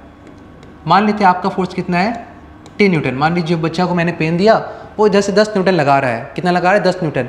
और मैं इधर से लगा रहा हूँ, बताइए मेरा फोर्स कितना होगा। तो मैं भी 10 न्यूटन, क्योंकि दोनों का फोर्स तो बराबर था। और अब अगर आपसे पूछूं कि दोनों के ऊपर 10-10 फोर्स लगाए तो उसके ऊपर नेट फोर्स कितना बनेगा, नेट फोर्स कितना बनेगा। अगर इस बात का जवाब कोई स्केलर लॉ से देगा, स्केलर लॉ ऑफ एडिशन से, स्केलर लॉ ऑफ एडिशन से, स्केलर लॉ ऑफ एडिशन से, तो 10 + 10 कितना होता है 20 न्यूटन। और बहुत सारे बच्चों का जवाब 20 न्यूटन होगा भी, लेकिन इसमें से बहुत सारे बच्चा ऐसा भी होगा जिसका जवाब होगा 0 न्यूटन। वो ये बोलेगा, क्या बोलेगा कि सर इधर से आपने 10 लगाया, इधर से मैंने 10 लगाया, मेरा 10 आपके 10 को कैंसिल कर दिया, तभी तो पेन बीच में रुका हुआ है। क्योंकि अगर पेन के ऊपर 20 न्यूटन फोर्स होता तो पेन मूव करता ना, पेन रुका थोड़ी होता, क्योंकि हम जानते हैं किसी भी ऑब्जेक्ट पे फोर्स लगता है तो ऑब्जेक्ट मूव कर जाता है। तो इस केस में अगर इसके ऊपर 20 न्यूटन फोर्स लग रहा होता तो ये पेन बीच में रुका थोड़ी होता, या तो इधर चला जाता। ये नहीं जा रहा है, इसका मतलब कहीं ना कहीं इस केस में 10 और 10 को जब जोड़ा गया तो कितना आ गया 20 नहीं आके 0 आ गया। अब कुछ लोग बोलेगा सर ये कैसा लॉ ऑफ एडिशन है कि 10 और 10 0 आ गया। देखिए मैंने जहाँ पे ये जो तरीका मैंने लिखा है इस तरीके से आप करेंगे तो वेक्टर लॉ के हिसाब से ये गलत है, यहाँ पे 10 - 10 होना चाहिए। लेकिन जस्ट मैं अभी आपको समझा रहा हूँ, ये मेरा बेस अभी स्टार्ट हो रहा है, मैं इस बात को बताऊंगा कि यहाँ पे माइनस कब लिखना है प्लस कब लिखना है। लेकिन फिलहाल मैं इस बात को समझाना चाह रहा हूँ कि जोड़ने का मतलब उसको ऐड करना, उस पर कितना दोनों मिल के ऐड हो रहा है। तो हम तो यही सोचेंगे ना कि इस पर 10 और ये 10 दोनों मिला मतलब ऐड हुआ तो कितना आ गया 0 हो गया। रिप्रेजेंटेशन वैसे ये गलत है लेकिन आंसर के वैसे ये राइट है, और प्रोनाउंसिएशन जो हम कर रहे हैं, मैं जो वर्ड्स बोल रहा हूँ उसके हिसाब से ये राइट है कि ये 10 और साथ में ये 10 जब ऐड किए तो क्या आ गया 0 आ गया। इक्वेशन वाइज ये गलत है, 10 - 10 होना चाहिए, लेकिन वो माइनस कैसे आएगा वो मैं अभी आगे बताऊँगा। फिलहाल मैं इस बात को समझाना चाह रहा हूँ कि दोनों फोर्स को मैंने जब जोड़ा तो 0 आ गया। तो इसका मतलब कहीं ना कहीं इस लॉ से ऐड नहीं हुआ। क्यों? क्योंकि इसके पास फोर्स है, फोर्स के पास वैल्यू भी है, डायरेक्शन भी है। तो जब आप जोड़ेंगे तो फोर्स का मैग्नीट्यूड भी जोड़ेंगे और फोर्स का डायरेक्शन भी जोड़ेंगे, फोर्स का मैग्नीट्यूड भी जोड़ेंगे और फोर्स का डायरेक्शन भी। ओहो सर पूरा लोचा तो ये डायरेक्शन क्रिएट करके रखा हुआ है, काश इसके पास डायरेक्शन नहीं होता तो ये भी 10 + 10 20 होता। ठीक है चलिए चेक करते हैं थोड़ा आगे क्या होता है। इसका मतलब क्या हो गया, वेक्टर को आप जब जोड़ेंगे तो क्योंकि आप बोले ना एक इधर और एक इधर है इसलिए जुड़ा हुआ है, मतलब आपने इस एडिशन में, इस सोच में, अपने सोच में डायरेक्शन को रखा है। आप ऐड करते हुए ये सोच रहे हैं कि ये डायरेक्शन इधर है, ये डायरेक्शन इधर है, समझ रहे हैं ना बच्चा, डायरेक्शन को आपने दिमाग में रखा है इस चीज़ को। ओके आगे चलते हैं सर। अब मान लीजिए केस की दूसरा केस हम लिखते हैं यहाँ पे। दूसरा केस क्या है, फिर से मान लीजिए एक पेन है और अब आपने फोर्स लगाया 10 न्यूटन इधर और मैंने भी इधर ही पुल कर लिया, दोनों मिलकर सेम डायरेक्शन में, दोनों मिलकर के सेम डायरेक्शन में। मैं भी सारा चीज़ क्लियर कर दूंगा, बस थोड़ा सा वेट करो। तो आप भी फोर्स लगा रहे इधर 10 न्यूटन और मैंने भी आपके ही डायरेक्शन में लगा दिया कितना 10 न्यूटन। ठीक है, अब सर जवाब कितना होगा? तो देखो स्केलर लॉ जब कुछ किसी आंसर को निकालता है तो डायरेक्शन नहीं दिखता है, बस वैल्यू देखा जोड़ दिया। तो वैल्यू यहाँ भी 10 और 10 है, तो स्केलर लॉ के अकॉर्डिंग यहाँ का भी आंसर क्या होना चाहिए 10 + 10 20 होना चाहिए। ठीक है, अब अगर वेक्टर के हिसाब से सोचेंगे तो डायरेक्शन देखेंगे तो भी आंसर 20 होगा। क्यों? 10 इधर लगा रहे हैं, पहले 10 पीछे था तो कैंसिल हो जा रहा था, अब ये 10 उसका साथ दे रहा है, अब ये 10 उसका, तो ये 10 जो है वो लगा तुम भी मेरे डायरेक्शन में, अच्छा इधर इस डायरेक्शन में 2 10 आ गया, इस डायरेक्शन में एक, ये भी 10 इसी डायरेक्शन में और ये भी 10 इसी डायरेक्शन में। पहले क्या हो रहा था, मान लेते हैं कि यहाँ पर कोई पॉइंट है जहाँ पे डायरेक्शन अप्लाई हो रहा है, तो इस पॉइंट पे ये 10 इधर ऐड कर रहा था, लेकिन इस पॉइंट को ये 10 क्या हो रहा, ये जो 10 है उसको दे रहा है, लेकिन ये 10 उससे ले रहा है, तो नेट क्या आ गया 0 हो गया। लेकिन इस पॉइंट पर अगर बात करेंगे तो ये 10 भी इधर इसी को मिल रहा है और ये 10 भी इसी को मिल रहा है, तो ये इस पॉइंट को दोनों का दोनों 10 मिल गया, इस पॉइंट को दोनों का दोनों 10 मिल गया, तो टोटल कितना मिला 20। अच्छा वेक्टर लॉ से अगर जाएंगे तो यहाँ पे आंसर क्या आ रहा है, डायरेक्शन लेने के बाद भी 20 न्यूटन। तो ये एक पहला केस है जहाँ पे एक इत्तेफाक से वेक्टर के हिसाब से सोच रहे तो भी 20 आ रहा है, स्केलर के हिसाब से सोच रहे तो भी 20 आ रहा है। ठीक है, अब जरा आगे और मज़ा देखते हैं। चलिए अब ये थर्ड केस हो गया, मान लेते हैं कि ये जो है एक फोर्स जो है कुछ ऐसे लगा दिया गया, 10 न्यूटन इधर और 10 न्यूटन इधर। अब बोलेंगे सर अब बताइए इसका आंसर क्या होगा? अगर कोई स्केलर से सोचेगा तो वो कुछ डायरेक्शन देखेगा ही नहीं भाई, 10 और 10 देखते ही फट से जोड़ेगा 20 बताएगा आंसर, बोलेगा इसका आंसर क्या होगा 20 होगा। ठीक है 20 होगा, लेकिन ये जिस तरीके से आप लिख रहे हैं ये तो गलत हो रहा है ना, क्योंकि इसमें तो आप डायरेक्शन देख ही नहीं रहे हैं, डायरेक्शन देखना पड़ेगा ना। यहाँ तो डायरेक्शन आप देख रहे हो, इस डायरेक्शन का अलग आंसर है, इस डायरेक्शन का अलग आंसर है। इसका मतलब ये हो गया फोर्स के पास मैग्नीट्यूड भी है और डायरेक्शन भी है, इसलिए जब आप इसको ऐड करेंगे तो मैग्नीट्यूड भी ऐड करेंगे और डायरेक्शन भी ऐड करेंगे, और ऐड करते हो तो आप देखेंगे डायरेक्शन कितना होगा। सपोज कर लीजिए हम आपको बोलते हैं कि एक ऑब्जेक्ट पे दो फोर्स लग रहा है, 10 और 10, दोनों 10 लग रहा है, बताओ इसका रिजल्ट कितना होगा। दोनों जब उस पर एक्ट करेगा, 10 और 10 एक्ट करेगा, तो उसका आंसर कितना होगा। तो तुम क्या 20 बोलोगे, तुम क्या 0 बोलोगे, क्योंकि मैंने डायरेक्शन बताया ही नहीं। मैंने सिर्फ बोला उसके ऊपर फोर्स 10 और 10 लग रहा है। मैंने अभी तक बताया क्या किधर लग रहा है, नहीं बताया ना। तो फट से उसमें से जो बच्चा समझदार होगा बोलेगा सर पहले आप बताइए कि फोर्स किधर लग रहा है। अगर 10 और 10 लग रहा है, दोनों अपोजिट डायरेक्शन में अगर लगता होगा तब तो उसका आंसर 0 हो जाएगा। लेकिन 10 और 10 अगर दोनों सेम डायरेक्शन में लगता होगा तब तो उसका आंसर 20 हो जाएगा। तो जब तक हम इस बात को क्लियर ना करें कि डायरेक्शन किधर है, तब तक आप आंसर नहीं बता सकते हैं ना। ओहो सर, इसका मतलब कि वेक्टर के ऐड करने में डायरेक्शन का इफेक्ट आ जा रहा, डायरेक्शन अफेक्ट कर दे रहा है इसके एडिशन को। ओके, तो जब तक डायरेक्शन नहीं देगा तब तक हम लोग एडिशन नहीं करेंगे। ओके सर, इसका मतलब कि डायरेक्शन बदलने से आंसर क्या होगा सर, बदल जाएगा। डायरेक्शन बदलने से आंसर क्या होगा, बदल जाएगा। तो फिर तो सर इसका जो डायरेक्शन है इन दोनों से भी अलग है। इसका मतलब कि आंसर ना तो 0 होगा ना 20 होगा, क्योंकि इस वाले डायरेक्शन का आंसर 0 आ रहा है और इस वाले डायरेक्शन का आंसर 20 आ रहा है। और इसका जो डायरेक्शन है ना तो ऐसा है ना तो ऐसा है, ना तो अपोजिट ना तो सेम। इसका मतलब इसका जो भी आंसर होगा वो इन दोनों आंसर से अलग होगा, क्योंकि इसका डायरेक्शन अलग हो गया है। क्योंकि फोर्स एक वेक्टर क्वांटिटी है, उसके पास मैग्नीट्यूड भी है और डायरेक्शन भी है, दोनों में से एक भी बदल जाएगा तो आंसर क्या होगा, बदल जाएगा, क्योंकि दोनों जुड़ता है। मैग्नीट्यूड बदलेगा तो आंसर तो बदलेगा ही, डायरेक्शन बदलने से भी आंसर अलग अलग आएगा। ठीक है ना। तो बच्चा इसका मतलब कि इसका आंसर ना तो 0 होगा ना तो 20 होगा। इसका आंसर मुझे पता है कितना होगा। इस बार आप दोनों 10 को जोड़ोगे ना तो इसका आंसर आ जाएगा 10√2। 10√2। मैं बार बार बोल रहा हूँ, ये जो तरीका मैं लिख रहा हूँ ये तरीका लिखने का गलत है। अभी मैंने जो चीज़ समझाया है वो आपको पता नहीं है, ठीक है, और जिस हिसाब से समझाया है उसको आंसर ये होगा।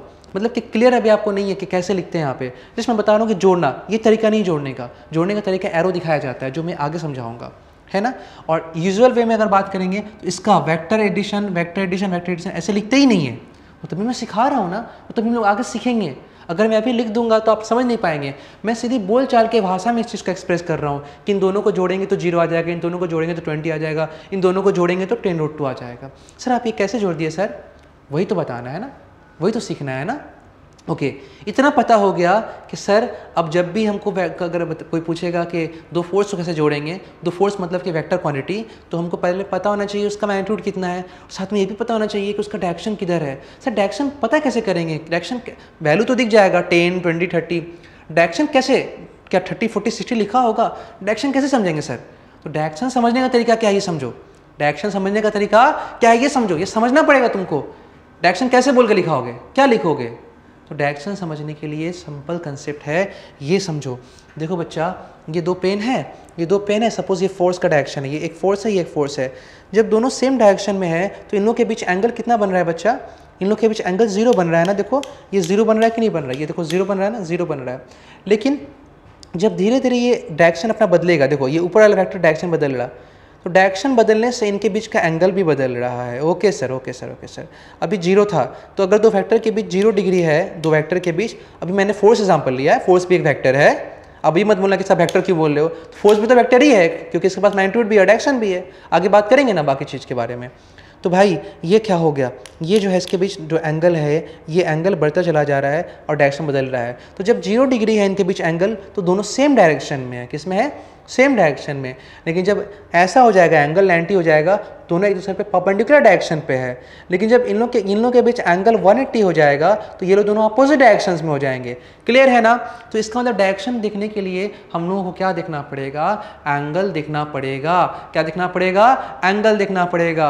मजा आ रहा होगा बहुत से बच्चों को, क्योंकि होप है कि अभी तक जो भी मैंने पढ़ाया आप लोग को क्लियर हो गया होगा। तो ध्यान दीजिएगा इस बात को कि अभी जब भी दो वेक्टर के बीच एंगल डायरेक्शन समझना होगा तो एंगल देखेंगे। 0 डिग्री का मतलब सेम डायरेक्शन, 90 डिग्री का मतलब क्या हो गया, परपेंडिकुलर डायरेक्शन, और 180 का मतलब क्या हो गया, 180 का मतलब हो गया अपोजिट डायरेक्शन। अच्छा सर आपने सिखा दिया मुझे, मजा आया बच्चा आप लोगों को। तो इसका मतलब आज के बाद डायरेक्शन देखने के लिए हम लोग क्या देखने वाले हैं, एंगल। तो देखो बच्चा, इस वाले का थीटा कितना है, इनके बीच थीटा कितना है, 180, तो ये 180 रख दिया। 180 का मतलब क्या हो गया, 180 का मतलब हो गया opposite direction, opposite opposite direction, ठीक है, ये हो गया। अच्छा, इसमें थीटा कितना है बच्चा? इसमें थीटा 0 डिग्री है, इसका मतलब क्या हो गया? Same direction, okay. अच्छा, इसमें थीटा कितना है सर? 90 डिग्री। तो थीटा कितना है इसमें थीटा 90 डिग्री है बच्चा। इसका हो गया परपेंडिकुलर डायरेक्शन, और तीनों ही केस में डायरेक्शन अलग अलग है, तो इनका आंसर भी क्या है? अलग अलग है, कहीं पे 0, कहीं पे 20 और कहीं पे 10√2। अब सवाल ये सर जोड़ कैसे रहे आप, तो मैं ये बताऊंगा आप लोगों को, मैं समझाऊंगा। लेकिन अब दिमाग में एक बात आप लोग क्लियर हो गया होगा। वो क्या क्लियर हो गया होगा कि इस केस में आप देख रहे हो कि ये स्केलर लॉ हो गया फेल। स्केलर लॉ क्या हो गया? फेल, क्योंकि इसके पास डायरेक्शन भी है। आप इससे तो अगर कोई आंसर देगा बच्चा तो सबका आंसर 20 लो गया, T20 हो जाएगा उसका तो आंसर ही गलत हो जाएगा। अब हम वेक्टर को जोड़ने के लिए एक नया लॉ लाएंगे जो बताएगा कि एडिशन जो है सिर्फ मैग्नीट्यूड पे डिपेंड नहीं करता है, डायरेक्शन पे भी डिपेंड करता है। और जो वेक्टर होगा जैसे फोर्स एक वेक्टर है, तो वो अपने मैग्नीट्यूड पे भी डिपेंड करेगा और डायरेक्शन पे भी डिपेंड कर रहा है। देखो, फोर्स डायरेक्शन पे डिपेंड कर रहा है कि नहीं कर रहा है? ओ सर, आप कुछ बोलना चाहते हैं क्या? बिल्कुल, मैं अब वेक्टर के डेफिनेशन को कंप्लीट करना चाहता हूँ। वो जो मैंने लिखा था ना, पहले बताया था मैंने क्या बताया था कि फोर्स जो होता है, वेक्टर जो होता है, उसके पास मैग्नीट्यूड भी होता है और डायरेक्शन भी होता है। और अब मैं कंप्लीट कर रहा हूँ, मैग्नीट्यूड भी होता है, डायरेक्शन भी होता है, और डायरेक्शन पे डिपेंड होना चाहिए। सिर्फ डायरेक्शन है तो नहीं चलेगा, डायरेक्शन पे डिपेंड होना चाहिए। और अगर डायरेक्शन पे डिपेंड होगा तभी ना अलग अलग तरीके से ऐड होगा, तभी ना वेक्टर लॉ से ऐड होगा। अगर डायरेक्शन पे डिपेंड नहीं करेगा तो नॉर्मल स्केलर लॉ से ही ऐड हो जाएगा ना बच्चा। जैसे देखो यहाँ पर क्या हुआ, ये डायरेक्शन पे डिपेंड किया तभी ना इस लॉ से ऐड किया। अगर डायरेक्शन पे डिपेंड नहीं करता तब तो इसी लॉ से ऐड हो जाता, फिर तो वेक्टर ही नहीं होता। ओ सर, आप बोलना चाह रहे हैं कि कोई वेक्टर क्वांटिटी है, उसके पास मैग्नीट्यूड है और इसके पास डायरेक्शन है, और अगर डायरेक्शन पे डिपेंड नहीं करेगा तो वो स्केलर की तरह ट्रीट करेगा, मतलब उसके पास जो डायरेक्शन है वो सिर्फ देखने के लिए है। हाँ, वो डायरेक्शन पे डिपेंड नहीं कर रहा है, मतलब नॉर्मल उसके पास सिर्फ देखने का डायरेक्शन है, उसके पास सिर्फ मेनली मैग्नीट्यूड है, वो डायरेक्शन पे डिपेंड ही नहीं कर रहा। उसका आंसर नॉर्मली आप स्केलर से ऐड कर दीजिए, क्योंकि डायरेक्शन पे तो डिपेंड ही नहीं करता है। क्योंकि मैंने पहले ही बताया था, वेक्टर का सारा लोचा, सारा प्रॉब्लम कौन क्रिएट कर रहा है? वो क्रिएट कर रहा है डायरेक्शन। और जब डायरेक्शन पे डिपेंड ही नहीं होगा तो नॉर्मल पहले वाला रूल फॉलो होगा, पहले वाले रूल से आंसर 20 हो जाएगा। मतलब वो सभी क्वांटिटी जिसके पास मैग्नीट्यूड होगा और डायरेक्शन होगा। और अगर वो ऐड वेक्टर से हुआ, ऐड किससे हुआ? वेक्टर लॉ से हुआ। ये एक नया लॉ आ गया ना जो डायरेक्शन को देख के ऐड कर रहा है, तो इसीलिए मैंने यहाँ पर लिखा है स्केलर लॉ ऑफ एडिशन। और ये जो हो जाएगा यहाँ पे क्या हो जाएगा? ये वेक्टर लॉ ऑफ एडिशन होगा बच्चा।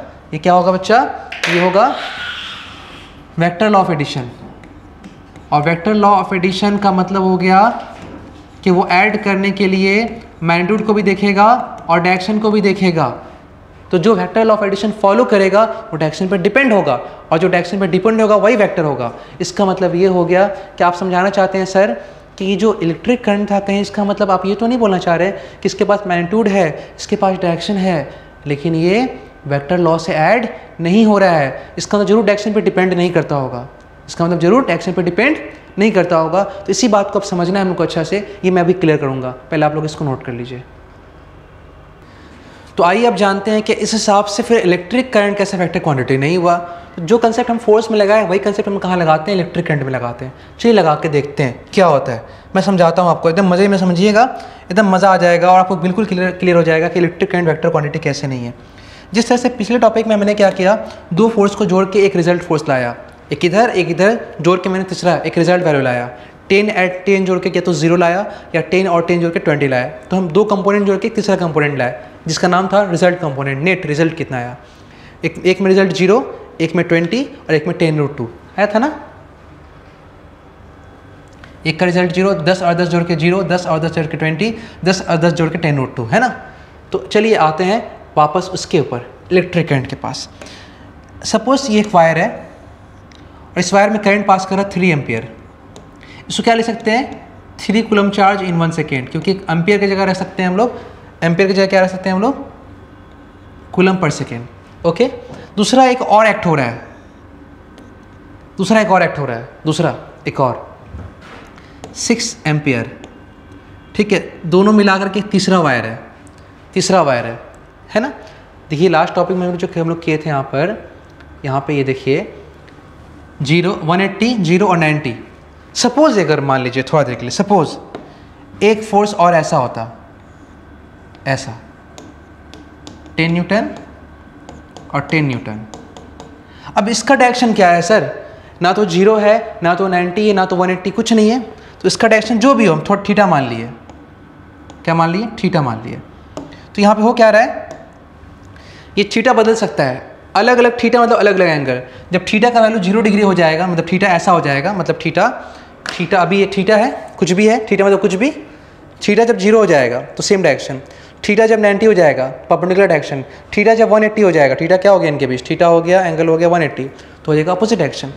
तो अलग अलग थीटा मतलब अलग अलग डायरेक्शन मतलब अलग अलग रिजल्ट। इसका मतलब कि डायरेक्शन पर डिपेंड कर रहा है, डायरेक्शन थीटा बदलने से डायरेक्शन बदल रहा है, डायरेक्शन बदलने से आंसर बदल रहा है। तो आइए यहाँ पे वही काम करते हैं, मान लेते हैं कि इसका वैल्यू 3 एम्पियर, इसका वैल्यू 6 एम्पियर और इनके बीच एंगल थीटा है। भाई साहब अगर यहाँ से 3 एम्पियर करंट आ रहा है, इसका मतलब कि 1 सेकंड में कितना चार्ज आ रहा है? 1 सेकंड में 3 कूलम आ रहा। तो यहाँ से 1 सेकंड में कितना आया? 3 कूलम। यहाँ से कितना आया? यहाँ से कितना आ गया बच्चा? यहाँ से आ गया 6 कूलम इन 1 सेकेंड। तो दोनों तो एक साथ ही हो रहा है ना, ऐसा थोड़ी है कि ये पहले आ गया ये बाद में आ गया, एक साथ ही हो रहा है। तो 1 सेकेंड में टोटल यहाँ कितना आ गया? यहाँ से 3 कूलम आया और यहाँ से कितना आ गया? 6 कूलम। ये सब कितने देर में आया? 1 सेकेंड में ही आ गया। टोटल कितना हो गया? टोटल हो गया 9 कूलम इन 1 सेकेंड। अच्छा, coulomb per second is called ampere, तो कितना आ गया ये? 9 एम्पियर। ओ सर जी आप बोलना चाह रहे हैं कि 3 एम्पियर और 6 एम्पियर मिला के 9 एम्पियर आ गया। अच्छा सर लिख ले क्या? 6 ampere plus 3 ampere, 6 ampere plus 3 ampere मिला के क्या आ गया? 9 एम्पियर। अरे सर ये तो बिल्कुल वैसा ही लग रहा है स्केलर की तरह, 6 3 9, डायरेक्शन कोई मतलब ही नहीं है। अरे अभी कैसे? अभी चेक करो, डायरेक्शन बदल के देखो। डायरेक्शन बदलने से अगर आंसर बदला तो मतलब डायरेक्शन पे डिपेंड कर रहा है और ये वेक्टर लॉ से ऐड होगा। लेकिन डायरेक्शन बदलने से अगर आंसर नहीं बदला तो ये डायरेक्शन पे डिपेंड नहीं कर रहा है और ये स्केलर क्वांटिटी होगा। तो देखो यहाँ पे अभी क्या हो रहा है? थीटा बदलो। अरे यार थीटा बदलोगे तो क्या हो जाएगा? इससे क्या हो जाएगा? 1 सेकेंड में 3 आया तो चार कूलम आ जाएगा, है ना भाई? 1 सेकेंड में 3 कूलम आया, 3 ही कूलम आएगा। यहाँ 1 सेकंड में 6 कूलम आया, 6 कूलम ही आएगा। तो एंगल बदलने से जितना चार्ज आ रहा है उतना ही आएगा। चार्ज कंजर्वेटिव नेचर का होता है, जितना अमाउंट आ रहा है उतना ही आ रहा है। अगर दूध वाला अगर मान लो 1 लीटर का दूध नाप रहा है, डायरेक्शन बदल के घुमाए तो क्या 1 लीटर का पौवा 2 लीटर का हो जाएगा? 1 लीटर ही दूध रहेगा ना, मास तो कंजर्व है ना उसके अंदर। डायरेक्शन बदलने से मास थोड़ी बदल जाएगा, डायरेक्शन बदलने से चार्ज थोड़ी बदल जाएगा। चार्ज को अपना क्रिएट कर सकते हैं ना डिस्ट्रॉय कर सकते हैं। अगर ये 3 कूलम है तो डायरेक्शन बदलने से, थीटा बदलने से आंसर नहीं बदलेगा, वो 3 ही रहेगा, ये 6 ही रहेगा। तो अभी भी 1 सेकंड में कितना आएगा? 9 कूलम ही आएगा। मतलब आप डायरेक्शन बदलते जाओ, 6 3 9 होगा, कुछ भी कर दो 6 3 9 होगा। ओ सर जी इसका मतलब ये हो गया कि इसके पास मैग्नीट्यूड भी है, डायरेक्शन भी है, मैग्नीट्यूड भी है, डायरेक्शन भी है। देखने में तो लगा कि वेक्टर होगा, लेकिन डायरेक्शन बदलने से, एंगल बदलने से डायरेक्शन नहीं बदला तो आंसर हमेशा क्या रह गया? आंसर हमेशा 9 एम्पियर रह गया। इसका मतलब इसके एडिशन में डायरेक्शन का कोई इंपॉर्टेंस नहीं है, ये डायरेक्शन पर डिपेंड ही नहीं करता है, सिर्फ दिखावे का डायरेक्शन रखा है, इसीलिए ये फॉलो करेगा स्केलर लॉ ऑफ एडिशन। इसका मतलब ये हो गया कि अगर किसी के पास मैग्नीट्यूड है, इसके पास मैग्नीट्यूड है और डायरेक्शन है, लेकिन फॉलो क्या कर रहा है? स्केलर लॉ ऑफ एडिशन, इसीलिए ये स्केलर क्वांटिटी है। तो वेक्टर कैसे हुआ वेक्टर? इसीलिए मैंने बताया था वो जो डेफिनेशन आप देख रहे हो यहाँ पर, ये डेफिनेशन जो देख रहे हो, सिर्फ मैग्नीट्यूड और डायरेक्शन होने से वेक्टर नहीं होगा, उसको फॉलो करना होगा, वो भी करना होगा वेक्टर लॉ ऑफ एडिशन। तो आप समझ गए ना? इसीलिए मैंने यहाँ पे देखिए एक टेबल बनाया है, कैरेक्टरिस्टिक्स ऑफ वेक्टर्स, जानबूझ के मैंने किया है, अलग से टेबल बनाया है जो वेक्टर को कंप्लीट, पीछे वाला डेफिनेशन था लेकिन ये वेक्टर का कंप्लीट पहचान है, पूरा पहचान है। पहला पहचान क्या है यहाँ पे? देखो बच्चा, पहला पहचान क्या है? मैं थोड़ा हाईलाइटर यूज़ करता हूँ इसमें। पहला पहचान देखिए यहाँ पे क्या है, कौन सा पिंक कलर यूज़ कर लेता हूँ हाईलाइटर के लिए, चलो ठीक है। The characteristics of vectors are as follow। पहला, vectors possess magnitude as well as direction। ये सही बात है कि वेक्टर के पास मैग्नीट्यूड भी होता है और डायरेक्शन भी होता है, इसमें कोई गलती या खामी या कोई खराबी नहीं है, होता है, सही है। लेकिन डायरेक्शन सिर्फ दिखावे का नहीं होता है, डायरेक्शन के पास, डायरेक्शन पे ये डिपेंड करता है, डायरेक्शन पे डिपेंड करता है। अच्छा, डायरेक्शन पे डिपेंड करेगा तो फिर क्या होगा? ये ओबे करेगा वेक्टर लॉ ऑफ एडिशन। अच्छा, it does not obey the ordinary law of algebra. ये नॉर्मल लॉ से ऐड नहीं हो जाएगा, जब तक अलजेब्रा से आप जोड़ते चले आते हैं 2 + 3 = 5, 5 + 5 = 10, वो नहीं होगा। तो मैंने ये भी चीज़ को मेंशन कर दिया कि does not obey ordinary law of algebra. Therefore ये कौन सा लॉ फॉलो करेगा? नया लॉ, जिसको ऐड करते वक्त आप मैग्नीट्यूड को भी देख के ऐड करेंगे और डायरेक्शन को भी देख करके, और वो लॉ जो ऐड करते वक्त मैग्नीट्यूड को भी देखे डायरेक्शन को भी देखे, उसको बोलते हैं वेक्टर लॉ ऑफ एडिशन, जो हम लोग सीखने वाले हैं। आइदर द मैग्नीट्यूड और डायरेक्शन चेंज और both change, answer will be change. मतलब क्या हो जाएगा, इसका मतलब ये हो गया कि ओबे वेक्टर लॉ ऑफ एडिशन, क्या ओबे करेगा, ओबे थर्ड पॉइंट में आप ऐड कर सकते हो obeys vector law of addition, इसके बदले आप लिख सकते हो obeys vector law of addition. Pen select करने दो बच्चा पहले मुझे, obeys vector law of addition, क्या ओबे करेगा, obeys vector law of addition, ठीक है, obeys vector law of addition, ठीक है। मतलब आइदर द मैग्नीट्यूड और डायरेक्शन चेंज और both change, resultant will change, ये answer will change because it obey vector law of addition, vectors obey vector law of addition. Clear है, बात समझ आ गया। तो ये कैरेक्टरिस्टिक्स ऑफ वेक्टर का था, इसको आप समझ गए। फाइनली मैं पॉइंट्स को कवर करता हूँ। पहला पॉइंट था फिजिकल क्वांटिटी, समझ गए। फिर मैंने वहाँ पर टाइप्स दिखाया कि फिजिकल क्वांटिटी कितने टाइप्स का होता है, समझ गए। फिर मैंने वेक्टर का डिफाइन किया, फिर वेक्टर को डिफाइन करके उसको रिलेट किया कि एक्चुअली डेफिनेशन का मतलब क्या है और कैरेक्टरिस्टिक्स क्या है। इलेक्ट्रिक करंट क्लियर किया हमने, फोर्स क्लियर किया हमने, और फिर कैरेक्टरिस्टिक्स ऑफ वेक्टर देखा। अब ये कहीं ना कहीं आपका वेक्टर पे एक कंप्लीट जो डेफिनेशन वाइज जो क्लियरेंस होता है वो हो चुका है।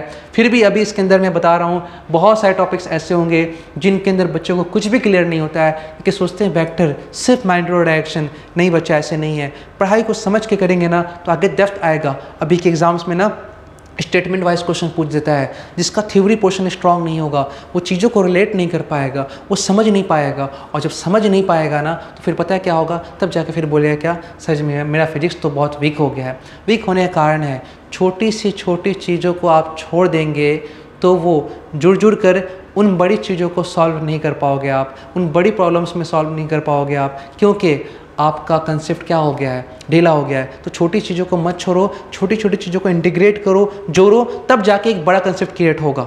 बात समझ आ रहा है ना। तो पढ़ने से पहले तुमको चीज़ों को क्लियर करना जरूरी है। अगर सारा कंसेप्ट क्लियर है ना, फिर तो फिजिक्स का पेपर पानी की तरह है, फिर तो बोलोगे बहुत मज़ेदार सब्जेक्ट है। लेकिन इसका उल्टा होता है कि अगर आपको ये क्लियर नहीं होता है तो फिर बच्चों को लगता है कि सबसे घटिया सब्जेक्ट तो फिजिक्स ही है, इसका नाम रख देते हैं लोग ड्राई सब्जेक्ट। ठीक है, तो आइए फिजिक्स को और आगे एंजॉय करते हैं। अगला लेक्चर करते हैं स्टार्ट, अगला टॉपिक करते हैं स्टार्ट। लेक्चर तो वही चल रहा है, लेक्चर 1। अगला टॉपिक क्या है देखिए, समझिएगा। अब हम थोड़ा वेक्टर को पेपर वगैरह पर दिखाना सीखते हैं कि कैसे इसको हम लोग रिप्रेजेंट करेंगे, कैसे लिखेंगे। देखिए ये फिलहाल आपके सामने एक डायग्राम है और यहाँ पर लिखा हुआ है रिप्रेजेंटेशन ऑफ वेक्टर। वेक्टर को पेपर कॉपी पे कैसे या बोर्ड पे कैसे रिप्रेजेंट करते हैं, तो सिंपली एक एरो से रिप्रेजेंट करते हैं। किससे करते हैं, एक एरो से रिप्रेजेंट। तो यहाँ पे रिप्रेजेंट हो गया। अब चलिए मान लेते हैं कि जहाँ पे स्टार्ट हो रहा है ना, यहाँ पे जहाँ पे स्टार्ट हो रहा है, इस पॉइंट को यहाँ पे ये है ना, इसको स्टार्ट वेक्टर यहाँ पे स्टार्ट हुआ। स्टार्ट के गाड़ी की तरफ थोड़ी स्टार्ट होगा, थोड़ी गाड़ी की तरफ स्टार्ट थोड़ी होगा, ये स्टार्ट होगा एक्ट करने के हिसाब से। सपोज आपने इस पॉइंट पे एक्ट किया और इधर एक्ट किया, जितना ज़्यादा वैल्यू होगा ये लेंथ उतना ज़्यादा होगा। फिलहाल वैल्यू को छोड़ते हैं, यहाँ पे आपने एक्ट किया, यहाँ से इस डायरेक्शन में आपने एक्ट किया। तो जहाँ पे वेक्टर स्टार्ट करता है, ओरिजिनेट करता है, उस पॉइंट का नाम होता है टेल।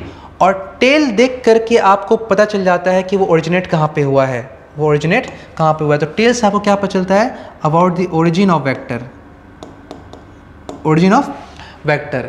उसके बाद जहाँ पे ख़त्म होता है ना, ये देखो ऐसे ख़त्म हो रहा है ना, इसको बोलते हैं हेड। इसका एक नाम और है टिप, हेड या फिर टिप, टिप भी बोला जाता है इसको, टिप बोलते हैं इसको हम लोग। क्लियर है। तो ये जो टिप है ना, इसको देख के हमको क्या पता चलता है, डायरेक्शन। क्या पता चलता है, डायरेक्शन। ओके सर, ये क्या हो गया, डायरेक्शन। क्लियर है। तो सर ठीक है, चलिए इतना तो क्लियर हो गया मेरे को कि ये मैग्नीट्यूड, ये टेल से ओरिजिन हो गया और टिप और हेड से क्या हो गया, डायरेक्शन हो गया। सर ये लेंथ क्या होगा सॉरी भाई, कल से लगातार क्लास हुआ है ना, तो पूरा गला बैठा हुआ है तो ये लेंथ क्या रिप्रेजेंट करता है, लेंथ क्या रिप्रेजेंट करता है, लेंथ रिप्रेजेंट करता है मैग्नीट्यूड ऑफ वेक्टर। सर कौन सा मैग्नीट्यूड, कौन सा वेक्टर, भाई साहब ये वेक्टर रिप्रेजेंट कर रहे हैं, कोई सा भी वेक्टर, कोई सा भी वेक्टर। जैसे मैंने एग्जांपल दिया था ना यहाँ पे, इतना सारा वेक्टर का मैंने नाम लिखा था यहाँ पे। इसमें से कोई भी वेक्टर को आप एरो से रिप्रेजेंट करते हैं, कोई सा भी वेक्टर हो उसको एरो से रिप्रेजेंट करते हैं। इस टॉपिक के बाद मैं डिस्कस करूँगा कि कैसे डिस्प्लेसमेंट, वेलोसिटी, एक्सेलरेशन, ये इसके वेक्टर क्वांटिटी हो गया, और क्यों डिस्टेंस और स्पीड वेक्टर क्वांटिटी नहीं हुआ, ये हम डिस्कस करने वाले हैं। ठीक है, चलिए आइए देखते हैं। तो आइए इस टॉपिक पे आते हैं, रिप्रेजेंटेशन ऑफ वेक्टर में। रिप्रेजेंटेशन में देखिए मैं बता रहा था आपको, तो अगर जितना वेक्टर का वैल्यू ज़्यादा होगा, जैसे एक फोर्स है 10 न्यूटन, सपोज मैं यहाँ पे दिखा रहा हूँ, ये एक फोर्स है 10 न्यूटन, आपने इसको लिखा 10 न्यूटन। तो अगर फोर्स 20 न्यूटन हो जाएगा ना, तो इसका लेंथ जो है डबल हो जाएगा, 20 न्यूटन। जैसे एक वेक्टर वेलोसिटी है, तो वेलोसिटी को भी एरो से दिखाएंगे, बस लिखेंगे 3 मीटर पर सेकेंड। अगर ये 3 मीटर पर सेकेंड है तो 6 मीटर पर सेकेंड इसका डबल हो जाएगा, तो ये क्या हो जाएगा 6 मीटर पर सेकेंड। कोई भी वेक्टर को आप किससे रिप्रेजेंट करेंगे, आप रिप्रेजेंट करेंगे एरो से, और इसका ओरिजिन जो होगा वो टेल होगा, डायरेक्शन जो होगा वो हेड होगा, और जो इसका लेंथ होगा मैग्नीट्यूड ऑफ वेक्टर होगा, ये मैग्नीट्यूड ऑफ वेक्टर, और इसका यूनिट वही होगा जो वेक्टर का यूनिट होगा। अगर ये फोर्स है तो मैग्नीट्यूड 10 न्यूटन, 15 न्यूटन, 20 न्यूटन, अगर वेलोसिटी है तो 6 मीटर पर सेकेंड, 8 मीटर पर सेकेंड, ऐसे होता है। अच्छा सर, इतना समझ गए कि कोई सा वेक्टर भी हो आप उसको रिप्रेजेंट करेंगे एरो से। चलिए एक बात और समझाते हैं आपको, यहाँ पे लिख के कैसे रिप्रेजेंट करेंगे, जस्ट इमेजिन लिख के कैसे रिप्रेजेंट करेंगे। तो चलो भाई देखते हैं। यहाँ पे ये एक एरो है, ठीक है, और मैंने इसको बताया कि एक वेक्टर है। देखो इसको लिख के कैसे करेंगे, जहाँ पे स्टार्ट हुआ मैंने उसको ओ मान लिया, जहाँ पे एंड हुआ मैंने उसको ए मान लिया, ओ और ए। तो ओ ए जो हो गया इसका मैग्नीट्यूड हो गया, ओ ए क्या हो गया इसका, ओ ए जो हो गया इसका मैग्नीट्यूड हो गया, ओ ए मतलब लेंथ हो गया ना, तो हो गया मैग्नीट्यूड, क्या हो गया मैग्नीट्यूड हो गया। सर इसको 2 लेटर से रिप्रेजेंट करना जरूरी है क्या, कोई सिंगल लेटर यूज़ नहीं कर सकते हैं। तुम्हारा दिल, तुम इसको ओ ए बोलो या एक बार में इस पूरा को स्मॉल ए ही मान लो या कैपिटल ए ही मान लो, जो मान सकते हो, क्योंकि मैंने पहले कैपिटल ए मान लिया इसलिए दोबारा स्मॉल ए माना। तो या तो ओ ए बोलो या एक बार में इसको सिंपली स्मॉल ए ही लिखो, कैपिटल ए ओ ए लिखो ही मत, सिर्फ स्मॉल ए लिखो। स्मॉल ए इसका लेंथ हो गया, लेंथ मतलब मैग्नीट्यूड। तो सिर्फ मैग्नीट्यूड लिखने से वेक्टर कोई थोड़ी हो जाता है, वेक्टर के पास मैग्नीट्यूड भी होता है और डायरेक्शन भी होता है। ओके सर, तो आप क्या बोलना चाह रहे हैं, तो इसके ऊपर लगा दो एक एरो, इसके ऊपर लगा दो एक एरो। अब जो हो गया ये हो गया वेक्टर क्वांटिटी का रिप्रेजेंटेशन, वेक्टर क्वांटिटी का रिप्रेजेंटेशन लेटर से। अभी यहाँ तो हमने एरो से किया, वहाँ पर लेटर से। ओहो, मैग्नीट्यूड और डायरेक्शन, या फिर मैग्नीट्यूड और डायरेक्शन।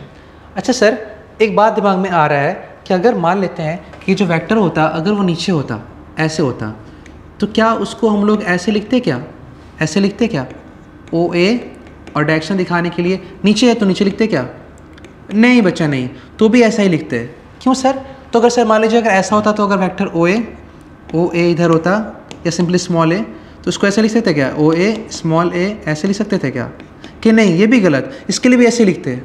इसका मतलब सर क्या कहीं भी वेक्टर जाएगा ये एरो हमेशा राइट ही रहेगा, बिल्कुल, क्योंकि ये जो इसके ऊपर जो एरो है ना वो सिर्फ बताता है आपको कि डायरेक्शन है, डायरेक्शन किधर है ये नहीं बताता है, मतलब सिर्फ वेक्टर को दिखाने के लिए आता है कि वेक्टर के बारे में आप बात कर रहे हैं, रिप्रेजेंट करने के लिए आता है। इसके ऊपर वाला डायरेक्शन जो है वो एग्जैक्ट डायरेक्शन नहीं बताता है, बस बताए जो भी बात है जिसके बारे में आप देख रहे हो उसके पास डायरेक्शन भी है, मतलब हम वेक्टर के बारे में लिख रहे हैं, ये वेक्टर का रिप्रेजेंटेशन है। ठीक है, तो ये एरो अगर आपसे डायरेक्शन दिखाना हो तो फिर क्या करेंगे, तो आप वेक्टर बना के दिखाइए, इसके ऊपर वाले एरो से आप नहीं दिखा सकते हैं। ठीक है, तो ऐसे करके हम वेक्टर को रिप्रेजेंट करते हैं, क्या करते हैं, रिप्रेजेंट करते हैं, ऐसे रिप्रेजेंट कर लेंगे। चलो ठीक है, ये तो मेरे को समझ में आ गया वेक्टर को ऐसे रिप्रेजेंट करना। अब मेरे को एक पॉइंट बताना बहुत ज़रूरी है, क्योंकि मेरे को लगता है कि उसको बताए बगैर अगर मैं आगे चले जाऊँगा तो फिर आपको बहुत सारा कन्फ्यूजन क्लियर नहीं होगा। तो वेक्टर हम समझ गए, वेक्टर को रिप्रेजेंट करना समझ गए। अब वेक्टर को रिप्रेजेंट करने के बाद जो बहुत सारे वेक्टर्स है उसको भी थोड़ा समझ लेते हैं एक बार। आइए इस चीज़ को देखते हैं हम लोग थोड़ा सा। कोई बात कैसे आप समझोगे, इसको क्लियर कर लो अच्छे से, बहुत दिमाग में रख लो और क्लियर कर लो। देखो ईजी में समझना, ज़्यादा कोई भी चीज़ डिफिकल्ट बनाने का ज़रूरत नहीं है, चूँकि आप ऑनलाइन में किसी चीज़ को कर रहे होते हो तो चूँकि हमारे और आपके बीच में गैप होता है ना, हम लोग एक दूसरे को देख नहीं पा रहे। क्लासरूम में जब बच्चा बैठ के पढ़ता है तो क्या होता है ना कि हम लोग उसको देख के समझ जाते हैं कि उसको क्लियर हो गया तो जल्दी से आगे भाग जाते हैं। लेकिन चूँकि आप ऑनलाइन पढ़ रहे हो तो मेरे को ये एजम्पशन रहता है कि अगर बच्चा नहीं क्लियर किया होगा तो फिर मेरे को ये चीज़ समझाना है ना। इसीलिए क्या होता है कि थोड़ा सा चीज़ों को हम लोग ईजी में बताने की कोशिश करते हैं कि बच्चा जो ऑनलाइन बैठ के भी क्लास कर रहा है वो ईजी में समझ जाए और उसके मन में जो डाउट्स है वो क्लियर हो जाए। तो ये बहुत ज़रूरी है, ये टीचर के हाथ में ही है, ये टीचर ही कर सकता है ये काम, बच्चा तो कर नहीं सकता है। आओ मैं समझाता हूँ मैं क्या बोलना क्या चाह रहा हूँ। चलो ये मान लेते हैं कि बच्चा ये जो एक पॉइंट है और ये पॉइंट मेरा घर है। क्या है बच्चा? ये पॉइंट मेरा घर है और घर से मैं निकला स्कूल जाने के लिए। ये H फॉर होम हो गया और मुझे जाना है स्कूल। अब स्कूल मेरा घर से ज़्यादा दूरी पे नहीं है, बस कुछ ही दूरी पे है। ठीक है, ज़्यादा दूरी पे नहीं है, कुछ ही दूरी पे है। मान लेते हैं ये स्कूल है। चलो मान लेते हैं ये स्कूल है। ठीक है, ये स्कूल, S फॉर स्कूल और H फॉर होम। अब मान लो एक ही घर से दो भाई निकल रहे हैं। मान लो मैं निकल रहा हूँ, मेरा एक छोटा भाई वो भी निकल रहा है। ठीक है, अब दोनों निकले तो जैसे कि मेरा छोटा भाई जो बहुत शरीफ किस्म का समझदार इंसान है, तो वो क्या किया ना, वो सीधा चला गया स्कूल, कुछ घुमा फिरा नहीं। मेरा तो आदत घूमने फिरने का है, हम इधर उधर घूमते फिरते ही आते हैं। तो वो बेचारा क्या आ गया, एकदम सीधा स्कूल चला गया। थोड़ा एरो सीधा करने के लिए कुछ मुझे शेप लेना पड़ेगा, ले लेता हूँ एडवांस क्वालिटी का। वो ये एडवांस क्वालिटी यहाँ पर नहीं आएगा, चलो एरो बना लेते हैं, क्या दिक्कत है। तो भाई ये सीधा यहाँ से चला गया स्कूल चला गया। ओके, तो चलो मान लेते हैं कि मेरे भाई ने कुछ ना कुछ तो पाथ लेंथ कवर किया होगा। तो कितना चला है ना वो, है ना, तो उसका कुछ तो पाथ लेंथ होगा। तो ओके, मैं मान लेता हूँ कि ये 10 मीटर है। कितना है? 10 मीटर। 10 मीटर बहुत कम होता है, जस्ट इमेजिन, मैं कुछ भी मान रहा हूँ यहाँ पे। ओके, ठीक है। तो अब मेरे सवाल बनता है कि मेरे भाई ने कितना पाथ लेंथ कवर किया। ठीक है, मेरे भाई ने कितना पाथ लेंथ कवर किया। तो कोई भी पूछेगा कि मेरे भाई को मैं ब्रदर लिख देता हूँ। ठीक है, मेरे भाई को यहाँ मैं ब्रदर लिख देता हूँ। ठीक है, ब्रदर, BROTHER। ठीक है, और मैं अपना नाम यहाँ पे SK लिख लेता हूँ, या सिंपली सर लिख लेता हूँ। ठीक है, मैं सर लिख लेता हूँ। ठीक है, सर, मैंने अपना नाम सर लिख लिया। ठीक है, पहले मेरी बात मेरे ब्रदर का हो रहा है। मेरे ब्रदर ने कितना चला, मेरे ब्रदर का पाथ लेंथ कितना है। ओके, मेरे ब्रदर का पाथ लेंथ कितना है, तो मैं यहाँ पे लिखता हूँ पाथ लेंथ। तो मेरे ब्रदर का पाथ लेंथ कितना है? 10 मीटर है। ओके, अब मेरा तो ये बाद में होगा। तो चलो आगे देखते हैं। अब मैंने भी चला, मेरा पाथ थोड़ा खतरनाक था क्योंकि मैं घूम फिर के जा रहा हूँ। तो मैंने ऐसे चला और ऐसे घूमते फिरते ऐसे यहाँ पहुँच गया मैं यहाँ पे। ठीक है, पहुँच गया मैं यहाँ पे। अभी मैं 2 सवाल ऐसा करूँगा कि आपका दिमाग छितरा जाएगा कि सर ऐसा सवाल भी हो सकता है अपने आप से कहीं पे। बिल्कुल, पहले सवाल होगा तब बात हम फिर जवाब करेंगे। ठीक है, आइए पहले चलिए इतना मान लेते हैं कि मैंने जो भी चला अपने भाई से तो ज़्यादा चला। तो मान लेते हैं कि मैंने 15 मीटर चला। कितना चला मैंने? 15 मीटर। ओके, तो मैंने भी तो कुछ पाथ लेंथ कवर किया ना, है ना, मैंने भी कुछ पाथ लेंथ कवर किया। तो अच्छा, मेरा पाथ लेंथ कितना होगा? तो मेरे पाथ लेंथ में आंसर जाएगा कितना बच्चा? 15 मीटर। मेरा पाथ लेंथ मेरे भाई से ज़्यादा है क्योंकि मैं थोड़ा घुमा फिर रास्ता ट्रैवल कर रहा हूँ। ओके जी, अब आगे देखते हैं। अब क्या हो रहा है कि अब ये हो रहा है, देखिए बच्चा, ये क्लास 11 का पहला लेक्चर है, तो थोड़ा स्पीड कंट्रोल करके मैं पढ़ा रहा हूँ। मुझे मालूम है कोई बेनिफिट नहीं है। जो बच्चा पहली बार लेक्चर देखेगा उसको पहला लेक्चर बहुत टफ लगता है, बहुत टफ, क्योंकि अचानक 10 से आने के बाद जब बच्चा पहली बार साइंस लेता है तो ये चीज़ें सभी नहीं होती हैं। तो थोड़ा सा शुरुआत में ना स्लो चलना चाहिए। चीज़ों को जितना आप वक्त देंगे, टाइम देंगे, जितना उसके साथ वक्त देंगे, टाइम देंगे, वो घुल मिल जाता है आपके साथ। तो घुलने मिलने के लिए थोड़ा टाइम लगता है। लेकिन यही लेक्चर आप अगर 2-3 बार करेंगे, देखेंगे, और 1 मंथ के बाद आपके अंदर एक स्पीड गेन हो जाएगा, तब मैं बहुत सा टॉपिक, इससे हार्ड टॉपिक भी मैं अगर फास्ट पढ़ाऊँगा ना तो आपको समझ में आएगा। इसलिए स्टार्टिंग दौर में कोई भी चीज़, आप अगर सपोज गिटार सीख रहे हैं तो पहली बार सीखते हैं तो गिटार पे फिंगरिंग रखना बहुत टफ होता है। तो एक ही चीज़ टिंग टिंग टिंग टिंग टिंग टिंग बजाते रहते हैं ना। धीरे धीरे, ये रूल है ज़िंदगी का। अगर किसी चीज़ को आपको बाद में बहुत फास्ट करना है ना, तो शुरुआत में उसको बहुत स्लो कीजिए। शुरुआत का मतलब ये नहीं है कि पूरी ज़िंदगी पर, शुरुआत मतलब कि स्टार्टिंग का फर्स्ट मंथ, ठीक है, स्टार्टिंग का फर्स्ट वीक, कुछ भी हो सकता है। ये डिपेंड करता है इंसान के ऊपर भी। कुछ लोग का बहुत जल्दी स्पीड गेन होता है तो उसके लिए अलग बात है। कुछ लोग थोड़ा टाइम लेते हैं तो लेना चाहिए, लेकिन स्पीड गेन करने के लिए आपको टाइम थोड़ा देना पड़ेगा उसको। तो इसलिए थोड़ा स्लो कर रहा हूँ मैं। ठीक है, आइए देखते हैं। समझने बात, मेरा मकसद समझा देना है, समझा देना मेरा मकसद है। नहीं समझा पाऊँगा कोई फ़ायदा नहीं है। आपका टाइम भी वो वीडियो देख कर बर्बाद, मेरा टाइम भी यहाँ इस स्टेज पे खड़े होकर इतने सारी लाइट के सामने टाइम बर्बाद। तो सब समझाना ज़रूरी है मेरे लिए। तो भाई दोनों का पाथ 15 मीटर है। लेकिन जब पाथ लेंथ पे अगर गौर किया जाए तो गौर करने से क्या पता चल रहा है कि मेरा भाई का जो पाथ लेंथ है ना वो शॉर्ट है। इससे छोटा रास्ता नहीं हो सकता भाई। किसी 2 पॉइंट के बीच में सीधा रास्ता के अलावा कोई दूसरा शॉर्टेस्ट रास्ता थोड़ा ही होता है। उससे छोटा रास्ता कुछ नहीं होता है, कभी नहीं होता है। ओके सर जी, ठीक है। तो मेरा ये जो भाई है ना, इसका ये पाथ लेंथ है। ये क्या है? इसका पाथ लेंथ है। और बच्चा, पाथ लेंथ को एक नाम और दिया गया है, डिस्टेंस। नाम क्या दिया गया है? डिस्टेंस। ओके, तो मेरे भाई का पाथ लेंथ कितना है, या फिर मेरे भाई का डिस्टेंस कितना है जो उसने चला है, वो है 10। मेरे भाई ने 10 मीटर चला है। डिस्टेंस कितना चला? 10 मीटर। पाथ लेंथ कितना चला? 10 मीटर। मेरा डिस्टेंस कितना है? डिस्टेंस मैंने कितना चला, या पाथ लेंथ मैंने, पाथ की लंबाई कितनी है 15 मीटर, खोल दोगे तो 15 मीटर होगा, तो मेरा 15 मीटर। और सर आप बोलना चाहते हैं कि पाथ लेंथ को हम लोग डिस्टेंस ही बोलते हैं, ऑब्वियसली पाथ की लंबाई इज कॉल्ड डिस्टेंस, आपने कितना चला, ओके। लेकिन इस पाथ लेंथ में के अंदर एक खासियत है बच्चा, खासियत ये है कि ये शॉर्टेस्ट है। ये क्या है? शॉर्टेस्ट है। समझे कि नहीं समझे?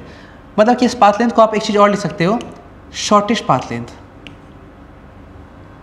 Shortest path length, shortest path length,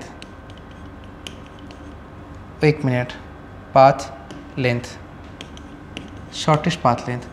और पाथ लेंथ क्या लिख सकते हैं? डिस्टेंस लिख सकते हैं, डिस्टेंस, तो इसको भी लिख सकते हैं shortest distance, shortest distance, distance. Okay sir, ये खासियत है मेरे भाई के पाथ लेंथ का, कि मेरे भाई का ये पाथ लेंथ भी है, शॉर्टेस्ट पाथ लेंथ भी है, ये डिस्टेंस भी है, ये शॉर्टेस्ट डिस्टेंस भी है। लेकिन मेरा वाला जो मसला है ना, वो थोड़ा सा अलग है बच्चा। मेरे पास पाथ लेंथ है लेकिन शॉर्टेस्ट नहीं है भाई, क्योंकि शॉर्टेस्ट तो ये है ना, शॉर्टेस्ट तो ये है, मतलब मेरा वाला जो है वो शॉर्टेस्ट नहीं है, पाथ लेंथ है लेकिन शॉर्टेस्ट पाथ लेंथ नहीं है। तो मेरे वाला में शॉर्टेस्ट पद नहीं आएगा, मेरे में सिर्फ और सिर्फ आएगा पाथ लेंथ। क्या आएगा? Path length. या आएगा डिस्टेंस, शॉर्टेस्ट डिस्टेंस नहीं आएगा। तो कहीं ना कहीं अब एक डिफरेंस हो गया। और जो पाथ लेंथ शॉर्टेस्ट है, मतलब 10 मीटर, उसके लिए एक नाम और आ गया, शॉर्टेस्ट पाथ लेंथ या शॉर्टेस्ट डिस्टेंस को एक नाम दिया गया डिस्प्लेसमेंट। क्या नाम दिया गया? डिस्प्लेसमेंट। ओ हो, मतलब कि डिस्प्लेसमेंट भी एक तरह का डिस्टेंस ही है। हाँ सर, हर डिस्प्लेसमेंट डिस्टेंस है, लेकिन हर डिस्टेंस डिस्प्लेसमेंट, जैसे दिए देखो, ये डिस्टेंस है लेकिन डिस्प्लेसमेंट नहीं है, और ये डिस्टेंस भी है, शॉर्टेस्ट डिस्टेंस है, इसलिए इसका नाम डिस्प्लेसमेंट है। हर डिस्प्लेसमेंट में कुछ ना कुछ डिस्टेंस होता है और वो शॉर्टेस्ट होता है। तो डिस्प्लेसमेंट का मतलब क्या है? Shortest distance. ओके, क्लियर है? कोई डाउट नहीं है ना? चलो ये क्लियर हो गया। अब बात आया कि सर आपने इस चीज़ को वेक्टर के लिस्ट में क्यों रखा और उसको स्केलर के लिस्ट में क्यों रखा, इसका रीज़न क्या है? देखिए भैया, अभी सीधा सा बात आपको हम बताएंगे कि अभी तक जो डेफिनेशन हम लोग पढ़े हैं उसमें यही सीखे हैं कि जिसके पास मैग्नीट्यूड हो और जिसके पास डायरेक्शन हो और वो डायरेक्शन पे डिपेंड करता हो, डायरेक्शन पे क्या करता हो? डिपेंड करता हो, उसको हम लोग क्या बोलते हैं? वेक्टर बोलते हैं। और अगर मैग्नीट्यूड भी है और डायरेक्शन भी है और डायरेक्शन पे डिपेंड नहीं करता हो तो उसको वेक्टर नहीं बोल सकते, है ना? नहीं बोल सकते। ओके, तो इस हिसाब से चलिए देखते हैं इसका आंसर मिलता है कि नहीं मिलता है। तो देखा जाए, देखिए अगर बात करें मेरे भाई का, तो वो 10 मीटर चला है, शॉर्टेस्ट चला है, और शॉर्टेस्ट चलने के लिए एक लिमिटेशन है, आपको इसी डायरेक्शन में चलना पड़ेगा और सीधा चलना पड़ेगा। हुआ ना? डायरेक्शन में डिपेंड हुआ ना? लेकिन ये जो चीज़ देख रहे हैं आप, डिस्टेंस देख रहे हैं आप, यहाँ पे आने का और भी कई रास्ता है। सपोज आप ऐसे चले, बहुत घूमे फिरे और इधर आ गए, इसके लिए आपको अभी 30-40 मीटर हो गया होगा, तो इस पॉइंट तक आने का आपको बहुत सा रास्ता है। लेकिन शॉर्टेस्ट होने के लिए डायरेक्शन पे डिपेंड होना होगा। ये वो होने के लिए डायरेक्शन का मतलब नहीं कुछ भी हो जाए, एक ठौर कर लो यार, तुम एक ठौर कर लो, चलो ये भी कर लो, ये भी तुम्हारा एक पाथ हो गया। डायरेक्शन से मतलब नहीं है, कुछ भी हो सकता है। लेकिन शॉर्टेस्ट होने के लिए आपको इसी डायरेक्शन में जाना पड़ेगा। तो डायरेक्शन स्पेसिफाइड हो गया यहाँ पे ना, इधर ही जाना पड़ेगा। तो हुआ ना, शॉर्टेस्ट पाथ लेंथ डायरेक्शन पे डिपेंड कर रहा है, लेकिन वो डिपेंड नहीं कर रहा है। वो ऐसे यहाँ पे आने के और बहुत सारा डायरेक्शन हो सकता है, आप कैसे भी आ सकते हैं। देखो डिस्प्लेसमेंट के पास डायरेक्शन है, शॉर्टेस्ट डिस्टेंस या पाथ लेंथ के पास फिक्स डायरेक्शन, और ये डायरेक्शन पे डिपेंड कर रहा है। आप कुछ और डायरेक्शन करेंगे तो डिस्प्लेसमेंट नहीं आएगा, शॉर्टेस्ट नहीं आएगा। डायरेक्शन डिपेंडेंट, और जो डायरेक्शन पे डिपेंड करता है वो वेक्टर क्वांटिटी होता है। क्या होता है? वेक्टर क्वांटिटी होता है। था आज तक, पहले आप लोगों को ये बात पता था? बस डिस्प्लेसमेंट, डिस्टेंस, जिसके पास डायरेक्शन होता है डिस्प्लेसमेंट होता है, नहीं होता है डिस्टेंस। भैया समझ के चलो। अभी अगर इसके अंदर मैं आपको कन्फ्यूज़न क्रिएट कर दूँ तो एक और कन्फ्यूज़न क्रिएट हो जाएगा। आप बोल रहे हैं ना जिसके पास डायरेक्शन होता है उसको, तो यहाँ तो फिलहाल क्लियर कर दिया मैंने कि डिस्टेंस इंडिपेंडेंट होता है, ठीक है, वो नहीं होता है। एक कंसेप्ट और है जो मैं अभी बताना नहीं चाहता हूँ क्योंकि वो बात को लेंदी कर देगा, और तो मैं बता रहा हूँ यहाँ पे सिंपल कि डायरेक्शन पे डिपेंड नहीं करता है। क्लियर है? तो ये चीज़ हो गया। तो इस हिसाब से डिस्प्लेसमेंट हो गया वेक्टर क्वांटिटी और डिस्टेंस हो गया स्केलर क्वांटिटी। दूसरा, आपको डिस्टेंस कवर करना हो या डिस्प्लेसमेंट कवर करना हो, आपको पर सेकेंड कुछ चलना होगा, पर सेकेंड कुछ चलना होगा। और पर सेकेंड हम जो चलते हैं उसको ही हम बोलते हैं स्पीड या बोलते हैं वेलोसिटी।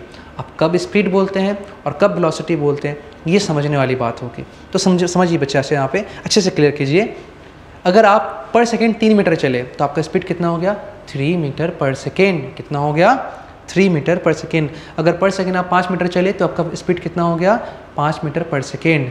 ओके ओके ओके ठीक है। चलिए आपने अब चलना स्टार्ट किया, स्पीड आपने दिया, आपने स्पीड इधर भी दिया, आपने स्पीड इधर भी दिया और आपने स्पीड इधर भी दिया। अब थोड़ा गौर कीजिए, डिस्टेंस ये भी था, डिस्टेंस ये भी था, लेकिन जो डिस्टेंस शॉर्टेस्ट हो गया, मतलब जिसका डायरेक्शन फिक्स हो गया, फिक्स डायरेक्शन, वो क्या बन गया डिस्प्लेसमेंट।